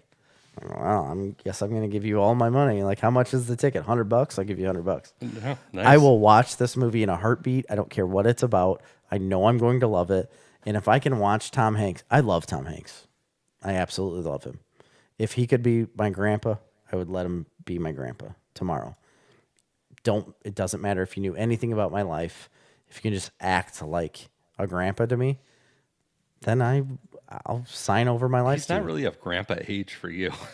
Yeah, he is. He's probably of father age. How old is Tom Hanks, do you think? 65. Is that all? You don't think he's 70? No. I'm going to say 68. So, yeah, you're right. But I didn't want to replace my 65. father. He's 65. Wow. Well, I didn't want to replace my dad, so I wanted to, like, throw him out as a grandpa. Okay. Like an extra grandpa. A grandpa that's the same age as your dad. Yeah, that's possible. In today's day and age, I could have an uncle younger than me. Yeah, that's true. Anyway. And in all days of age. Yeah, right. I want to see this. I want Tom Hanks to be a main character. I want him and Bill Murray to act side by side with Owen Wilson in the background saying, wow, Wow. wow, with Scarlett Johansson smoking a cigarette and being a weird, strange sister to Owen Wilson, you know? Long, skinny cigarette. Yeah. With one of those holders. You know what I want to happen. Tilda Swinton's going to be this like evil, wretched heir to a hotel. You know, Sounds she's going to be in some sort of par for the Wes Anderson course. Goopy makeup. I'm sure she'll be ugly and mean. Probably have an alcohol addiction. Somebody in this movie will have a terrible alcoholism problem, and then the other 6 will have a drug issue. Yeah. And then there will be a stuffed fox in the corner that we all have to stare at. No, I love Wes Anderson. I'm game. I haven't really enjoyed or watched his last couple movies, but I should give the camp one another try. Moonlight Kingdom. Moonrise. I'm sorry. Everybody seems to think that's one of his best movies. That's one of my favorites. So when you said... I also had somebody the other day that told me, not the other day, a while ago, that said that they thought the Darjeeling Limited was his best movie. So, that's the one on a train. I don't think I saw that. I didn't. No, I didn't see it either. What about the Grand Budapest Hotel? Didn't see that. Oh, I like that one. No, I'm way behind on these. Wow, who are you? I didn't see Isle of Dogs either. I didn't see Isle of Dogs. That didn't like spark my fancy. The last one I tried to watch Moonrise Kingdom. I just fell asleep. I love Moonrise Kingdom a lot. I liked the Grand Budapest Hotel a lot. Ray Fiennes is one of the main characters in that. He's very good. I didn't see Isle of Dogs, and I didn't see the Darjeeling Limited actually came out before Fantastic Mr. Fox in 2007. It did? Mm-hmm. Yep. I love Fantastic Mr. Fox. I do as well. I mean, I still like Life Aquatic, Road, Tenenbaums, and Rushmore, and Blottable Rocket. All 4 of those are... Royal Tenenbaums is always in my top 3. Yeah. Always. All right, I got one more piece of news. Oh, Erica said Rushmore is her favorite. Rushmore's very good. I Adam can't says argue Royal that. Tenenbaums is his. So all these... I love Royal Rushmore. Tenenbaums. I love Life Aquatic, but I might like Rushmore more. Adam, Royal Tenenbaums is where it's at. So are you a fan? You know that I am, but I got some Disney parks news. Oh my gosh, this is a bombshell. Bombshell news. This is nucleoid. If you're a Disneyite or a person that frequents the place, I read about it. then you're very familiar with a thing called Fast Pass. Yeah. Fast Pass. Fast Pass. And fast with my pass. This is the basis of actually being able to experience anything. Oh, they're stripping that from in Disney with like a reasonable amount. This is unbelievable. And the one thing about it is, which is kind of annoying and good at the same time, is you make those Fast Pass reservations months in advance. Yeah. So 30 days if you're not staying in a hotel. Which you should. 60 in order days. to get a Fast Pass like that, it can't be today. Yeah, they're limited. That's what I mean. Like, you can't go to the park today and be like, I want a Fast Pass. I don't think that's fair. I mean, you can. It's just a lot of money. No, it doesn't cost anything. Fast Passes were completely free. It was their Fast Pass system was 100% free. You made reservations ahead of time. You can make same-day reservations. You were allowed to make 3 reservations per day ahead of time. And then after you use those 3, then you can make as many more one at a time as you want. The thing about it is they're limited, right? Because you're getting a time slot. There's only so many people that you can... So the most popular rides you might not be able to get a Fast Pass for. Okay. Unless you know how to plan, and then you can pretty much do it the way you want. So they're done with that. There will be no more free Fast Pass system at Disney. They now have what's called Genie Plus. The Genie. Genie Plus. I'm going to call it the Genie. The Genie Plus service is what will get you access to the new Lightning lanes, which were previously the Fast Pass lanes. Fast Pass lanes, by the way, are basically you cut the line. Yeah, You get in front of it. Disney Genie Plus costs what I think to be a really reasonable $15 per ticket per day. Now, if you go to Universal and you want the Fast Pass thing, it's like $100 a ticket a day. If you go to Six Flags, you're paying $60 a day per ticket. Yeah, you are. To get that. They're doing it for $15. Yeah, but you got to think about the quantity and size of the park compared to Six Flags. So this will allow you to make one. So you cannot make them in advance anymore. They can only be made day of, after you scan into the park. I don't agree with and that. You're allowed to make one selection at a time throughout the day. So you get in the park. One selection? You get in the park, one selection at a time. So you make a selection, you go to that ride. You get off that ride, you make your next selection. So in theory, I could see for somebody that doesn't plan how it could be nicer to get there that day and not have to compete, right? Yeah. With people that have made reservations 60 days ago. However, here's the downside. It kind of puts a real damper on your ability to plan ahead. You can't plan ahead. You can't because you don't know what you're going to be able to get reservations for and when. I don't see how this is beneficial to the park at all. I don't see how this is beneficial. Well, Fast Pass was free, and this costs money, so... I know. Well... So... But at the end of the day, I don't think it's beneficial to the park because I think you're driving away more people from getting something like that than the free pass. I feel like that drives more people to the park where you generate more income from people being at the park than it does someone saying like, well, I don't need that at all. Well, and I don't want to go there if I don't have the advantage of the fast pass. So like we're going to go to Dollywood instead. It's one or the other, right? So if you didn't plan your trip, fast passes were not that helpful because by the time you got there and started making reservations, most of the good ones are going to be taken. Of course, but those people that are planning their trip, like you, don't want to plan their trip around paying extra money for something that you have to do on the spot at the park. I actually don't mind paying the $15 if it's going to be when you get in there, you can be like, okay, we're going to this ride, fast pass. No, it's not going to work that way. But it's not going to work like that. They're going to go, okay, we're walking into the park. We want to go on Pirates of the Caribbean first. And you won't be able to do that. I want to get, I'm just going to say, come back between 1 and 2 o'clock. I'm like, but it's 9 a.m. Right. And I can't make another selection until I've used that selection. And they just got $75 from you. Yeah, right. For you to sit there and be like, well, I can't do this. I can't do that. And well, let's go to whatever ride I hate. Yeah. Let's go to It's a Small World. Yeah. It's a Small World's open. Let's go there. 2 o'clock in the afternoon. It's a Small World still open. I guess we could go there.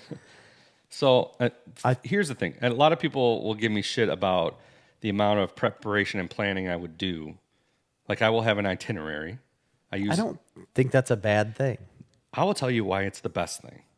Because if you walk into a place like that, do you want to spend your half the day figuring out where to go No. or having an argument with your spouse about where to go or and that's what would which happen. direction to go? That makes the day miserable. When you walk in the park and you know exactly what you're doing that day, you just enjoy it. It frees you. It frees all the anxiety is gone. Yeah, like between you and your spouse, especially. Yes. The kids don't know any different, but between you and your spouse, or significant other, whoever you go with to the park, that will free your mind and just be like, all right, we got it. Like we're gonna go here, here, here, here, here. And like you just go and you do it. And you can even plan the walking route. So I'm going to go this one, this one, this one. So we're not doing excess and you walking. have the fast pass that allows you to do these things that you've planned for. The great thing about a fast pass is what it would do is when you get there first thing in the morning. Yes, talk about it past tense because it doesn't exist.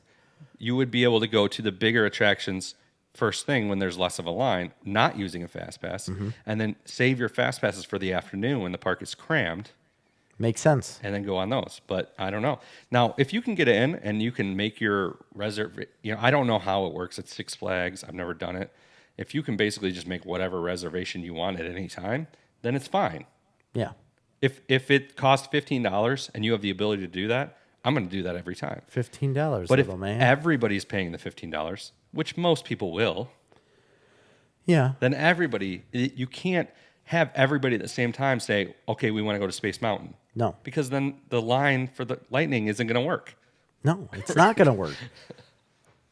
I honestly feel, I don't want to say it's like a money grab thing, but I feel like it's a money grab thing. I think they looked at every other park. Disney was the only park giving away a free service of Fast Pass. And don't you feel like that's the draw? I mean, that's not the draw, but it's certainly nice. It was nice. Because when every family that I know sets a plan up to get those Fast Passes to go to Disney. Yeah, because like we go to Universal, and you walk in that park and you go, all right, what are we going to do? Oh, I got to pay $60 a ticket to do the express lanes? No. Yeah. Not doing that. That's crazy. No. And then 15, yes, you will say like, okay, I'll do that. Yeah. But it doesn't guarantee you anything. It only guarantees you crappy rides. $15 per ticket per day.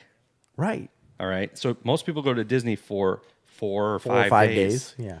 So when you get a family of 5, I don't like this. I'm not a big Disney guy. I'm looking at it from the outside of not going to Disney all the time. But I think it's absolutely ridiculous that a company this big needs to try to get more money from people to have them come to the park, to spend more money. Yeah. It's dumb. I think the idea of a free Fast Pass was ideal to draw people to the park, and I don't think this is going to do what they want it to do. Yeah, I feel like one of the things I always liked about Disney was, yeah, the tickets are a little expensive, but if you're going for multiple days, the per day price of the tickets isn't that bad. It's like negligible to what you're doing. Yeah, if you're going for 5 days, you know, if you go for 1 day and you pay the $120, I get it. That's a lot of money. But if you're going for 5 days and there's plenty of entertainment for 5 to 7 days, that daily ticket price gets down to what, 20 or 30, $40. Well, I know, but now all of that is negated with the fact that you have to spend more money to do the same thing. Well, that's what I was saying. That was one of the things I liked. So, yes, you had that. But once you got in those parks, the Fast Passes were free. The Photo Pass, which is, there's photo stuff everywhere, was only $60 for your entire trip, which isn't that bad. No. And I never felt like they gouged you too much on the merchandise. Like if you go to the stores where they have toys and stuff, they cost about the same what they cost at Target. You know what I mean? It's not ridiculous. No. Whereas you go to Universal and they're gouging you for every little thing. So I always liked that. And now I feel like they're reversing course on that, which, you know, we'll see. There's a comment. Hang on. Either A, you don't have a plan and you can't do anything, or B, you have an exact schedule and you have nothing resembling a vacation. That's not true. Disney sucks. It's absolutely false what you're saying. If you have the schedule, why would that negate it being a vacation? No, I don't think it does. It actually makes it better. It makes it you more able to enjoy it. I see what he's saying. He's right about A. If you don't have a plan, you can't do anything. Right. I understand that. But I do understand the saying, like, you know, it negates a vacation if you tried to plan that on the spot. Like if you went to the vacation and tried to plan like the Fast Passes and get everything in, you can't do that. If you have to do it on the spot, that's not resembling a vacation. Right. But the good part about having the plan was you do it in advance. So when you get there, so far in advance, it actually makes you more free to actually enjoy the moment because you're not having to make decisions on a second by second basis. You're just enjoying it. And Scotty, just Heather would do that for you. You know, just have Heather do that. Like that's what she would do. I mean, you plan it in advance, but now you can't. Even if you plan it in advance, it's going to cost you so much more money. I don't like it. I think it's dumb. I never thought when we started going to Disney the first time, I was very much against it. I'm like, I don't like theme parks. This is going to be my bag. I'm not saying even now that it's my favorite thing to do by any means, but it does not suck. It is enjoyable. Yeah. And it's enjoyable, especially like being able to see it through the eyes of your children. Oh, yeah. Do I get adults vacationing there? No, I don't get it. No, I don't. Without children? Although I would take Animal Kingdom. Everybody can enjoy that. Who doesn't love walking around the world drinking at Epcot? Everybody can enjoy that. Yep. and Hollywood studios, absolutely everybody can enjoy that.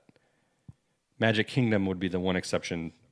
I shouldn't say that. I mean, I wouldn't necessarily do it as just adults only, but I could totally see people being into it. Yeah.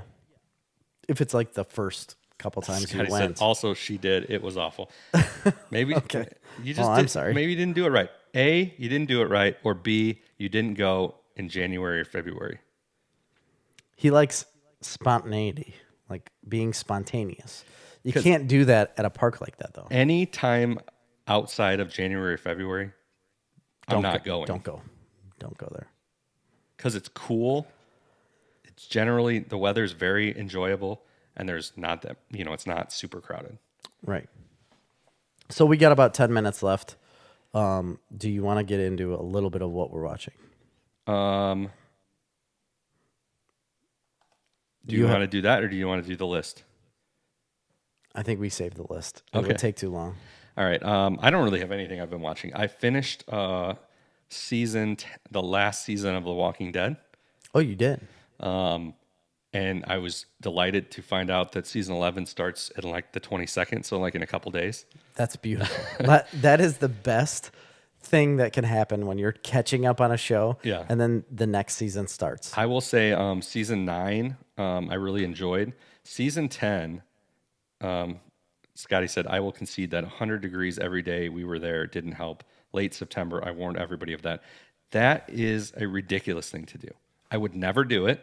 I would never tell anybody to do it. Do not go to Disney in the summer. That is the stupidest thing in the history of mankind. It sounds awful. Take your kids out of school and go in the winter. You're insane if you don't. I would never go to Disney in the summer. It's not only the most crowded time of the year, it's also oppressively hot. Yeah, it's like ridiculous. There is no reason to do that. Nobody should put themselves through that. I'm more worried about heat exhaustion with my children than anything else. Listen, at that point, it is walking all day outside in the sun. If you think that's a good idea to do in the summer, I don't think we can be friends. Right. We already talked about how we like the winter better. Anyways, season 10. Season 10 is so strange for this show. I don't know if they got a new writing team or new directors or new something. Well, they had to have, right? It is so completely different than any previous season of Walking Dead. And I'm not saying in a good way, and I'm not necessarily saying in a bad way. There's a lot of flashback episodes, which is odd for The Walking Dead. Yeah. There is a lot of like introspective character study. A lot.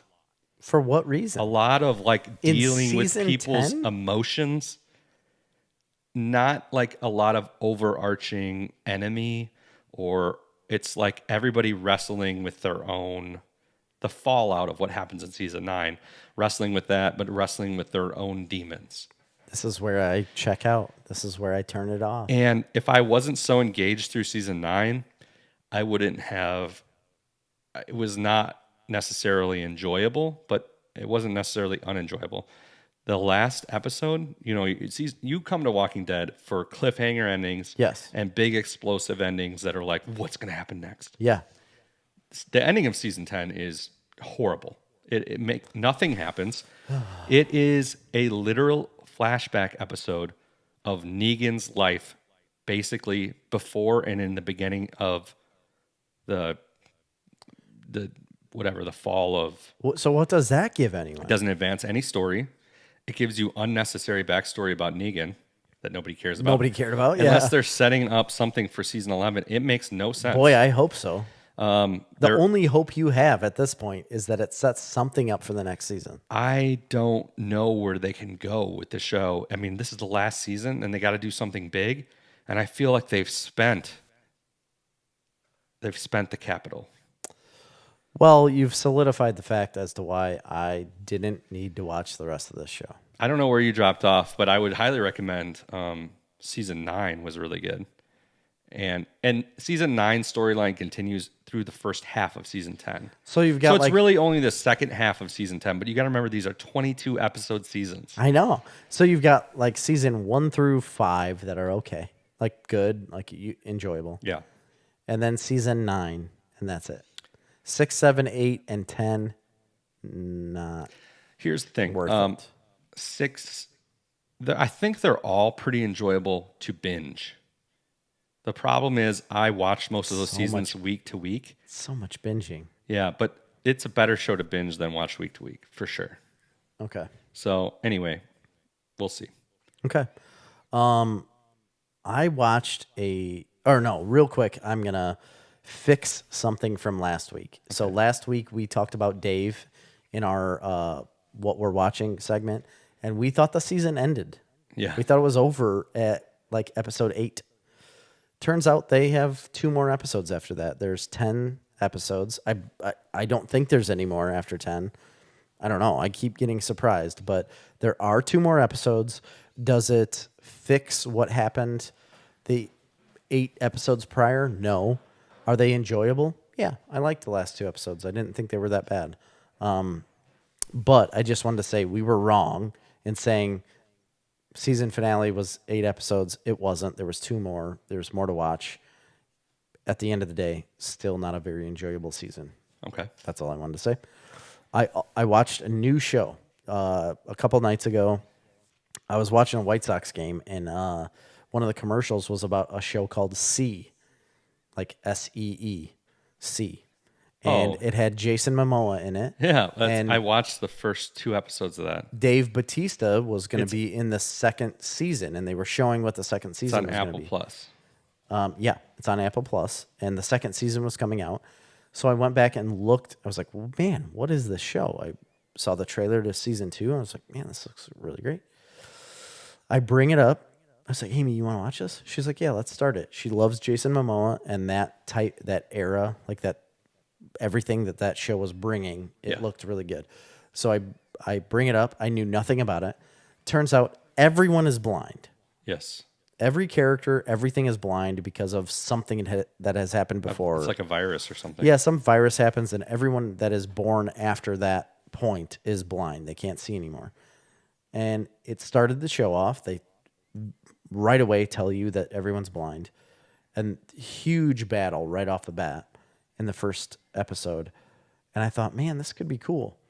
Well, it continued on and continued on. And I was like, oh, wait, they're really not going to be able to see. Yeah. For the rest of this episode. And there are some really weird things that happened in the first episode, especially, that I was just not prepared for. I'm not even going to, I'll tell you about it after, but there are just some weird things that happened during the first episode that I was like, what the hell is this show? Didn't like it. I didn't care for it. I think Jason Momoa is fine, but it's the same character Jason Momoa plays in everything he's ever done. Yeah. And upon retrospect now, I think I only watched the first episode, so I can give you my reactions to that. Okay, please do. This show is so aggressively bad that after 1 episode, I about threw my TV off a cliff. Yes. Okay. Yeah. That sums it up. I thought it was going to be something more than what it was. I thought the fight scenes were good, but they do it in a way that of blind people, right? And that's fine. It just doesn't make for good action. Right. It doesn't make for good story. And yes, none of it makes sense on how any of this is happening. I didn't like it. If you find this show, do not watch it. Run away from it. Do not see. Do not see. Yeah. Because it is very bad. How it ever got a second season, I do not know. The first season came out fairly expensive as well. It does. Yeah. The first season I thought was very well produced. Looks good.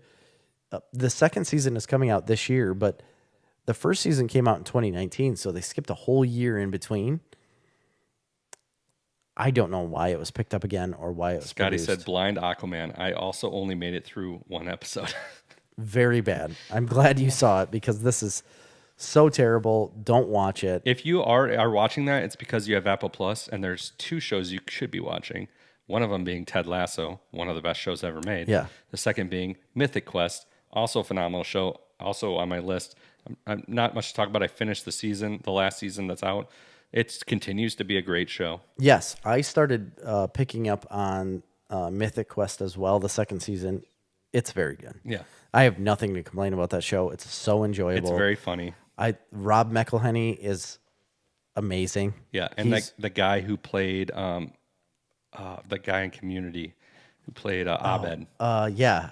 I don't know his real name. No, I don't either, but he's great. Danny Pudi, I think Yes, is his name. you're right. He's incredible. He's a very good actor. Yes, he is.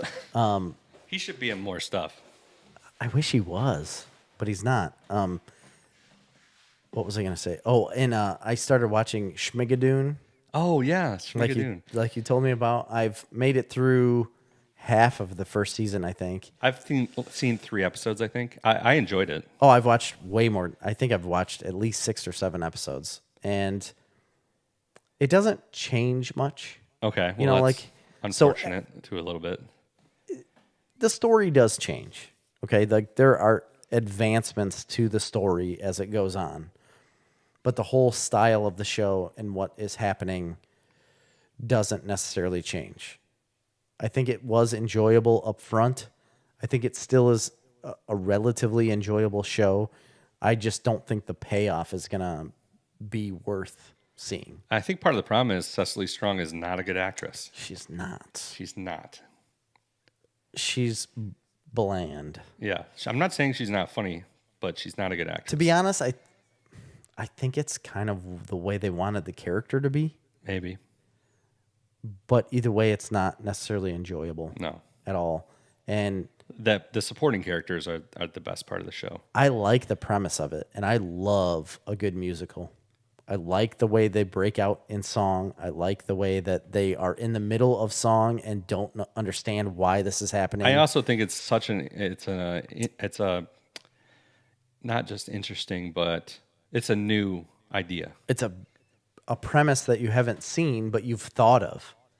Every one of us has thought of the fact of seeing musicals. See a musical and be like, this is so why ridiculous. Is everyone involved in the musical? Like all of the people walking in the street and a musical breaks out and nobody has a question about that? Right. This brings up the question of like, wait a minute, what? We're just trying to have breakfast. Why are you singing me a song right now? I love that idea, and it's really funny to see. It just doesn't get better than that. Yeah, I wondered after 3 episodes, there was enough that I will continue, and I did enjoy it, and I do want to watch the rest of the season. You should. So there's that. But I almost wonder if it's almost better as a sketch or like a movie almost. It'd be better as a movie maybe. It seems like a really good sketch. Yeah. All the way through. A really long. Starring 2 famous sketch actors. Yeah, absolutely. And that's what it is. But you do get some sort of an investment in the 2 characters to see what the outcome is of their relationship. But it's nothing that I would say, you need to go seek out. Okay. We're over our time. Do you got more, or are we ending it? Did you watch the Ted Lasso episode of the Christmas? Oh, yeah, let's talk about that. So, Ted Lasso episode 3, I believe it was. 3, yes. It came out last Friday, and it'd be 2 Fridays ago if you're listening to the audio podcast. And it was a Christmas special, like a Christmas episode. So odd that is coming out this time of year. Caught me so off guard. So off guard because it advances no story. And it really just is a standalone Christmas special. Yes, it is. In saying that, I thought it was a great episode. Wonderful. It's an absolute wonderful single solo episode. It is one of the best Christmas things I've seen. Yes. And I think I'll go back to it as a Christmas thing. The whole idea of Higgins having people over to his house that doesn't have a family, and he brings them, like players that don't have families around, he brings them in and has Christmas. And it's like a very like undertone thing that he brings up. And he's just like, oh, they're asking people what they do on Christmas. And he's like, oh, I just, I bring the players that don't have families, I bring them to my house and we have Christmas. They're like, oh, okay. And then they show what happens and they show all the players that come to his house. I thought that was wonderful. I think Ted's part is absolutely wonderful. Great. It's an incredible. I don't know how this show does it. I don't know what they do. I don't know how they make me love them more every it's episode. The best episode of the season so far. And nothing happens. And that is absolutely opposite of what we would normally say to a show, because it didn't advance the story. It didn't advance anything in the show besides pause a moment in their lives around a holiday, and that's what we got to witness. And also with like no real plot. No, there's nothing to it. It's just like, you the just plot said it right. Is, pause, let's take a break, and let's have a little joyous fun. That's what they do. It pauses everything that you know about of the show to that point. And you think you're going to get another episode of advancement in the life of this football team, right? Like whatever's going to happen the next week in their lives. They're talking about they've got 11 draws in a row. They can't win a game. They're just tying everyone. That's what you see in the episode before. And then this episode comes up, talks nothing about their season, and they're like, hey, let's have Christmas in August. Yeah, it's weird, but it's great. And again, I can't push it enough. If you're not watching the show, you need to immediately watch the show. If you don't end these shows like smiling, like even if you're not physically smiling, like if you're not like heart or your body isn't smiling after this and feeling joyful after one of these episodes, you're dead inside. You know, that's right. You're a dead witch. You're like Scotty Lee walking around in Disney. You're just a stupid dead witch. You're just dead. You're dead inside. And can't experience the joy. No, you have no joy in your soul. I'm just kidding, Scotty. I'm not. You're absolutely, your eyes are dead. Straight dead. All right. Well, I think we've reached our time. I did finish Batman: The Long Halloween Part 2, so we can talk about that good. next week. Proud of you. Yeah, thank you. You're welcome. It's like two different movies. It is. Two different tones, just very different. Not bad, not good. We'll get into that next week. Yes, sir. But I don't know. You got anything else? No, that's it. All right. Check us out on patreon.com/snarfcomics to support the show. Follow us on Instagram, Facebook, and YouTube for occasional posts. For Snarf Talk.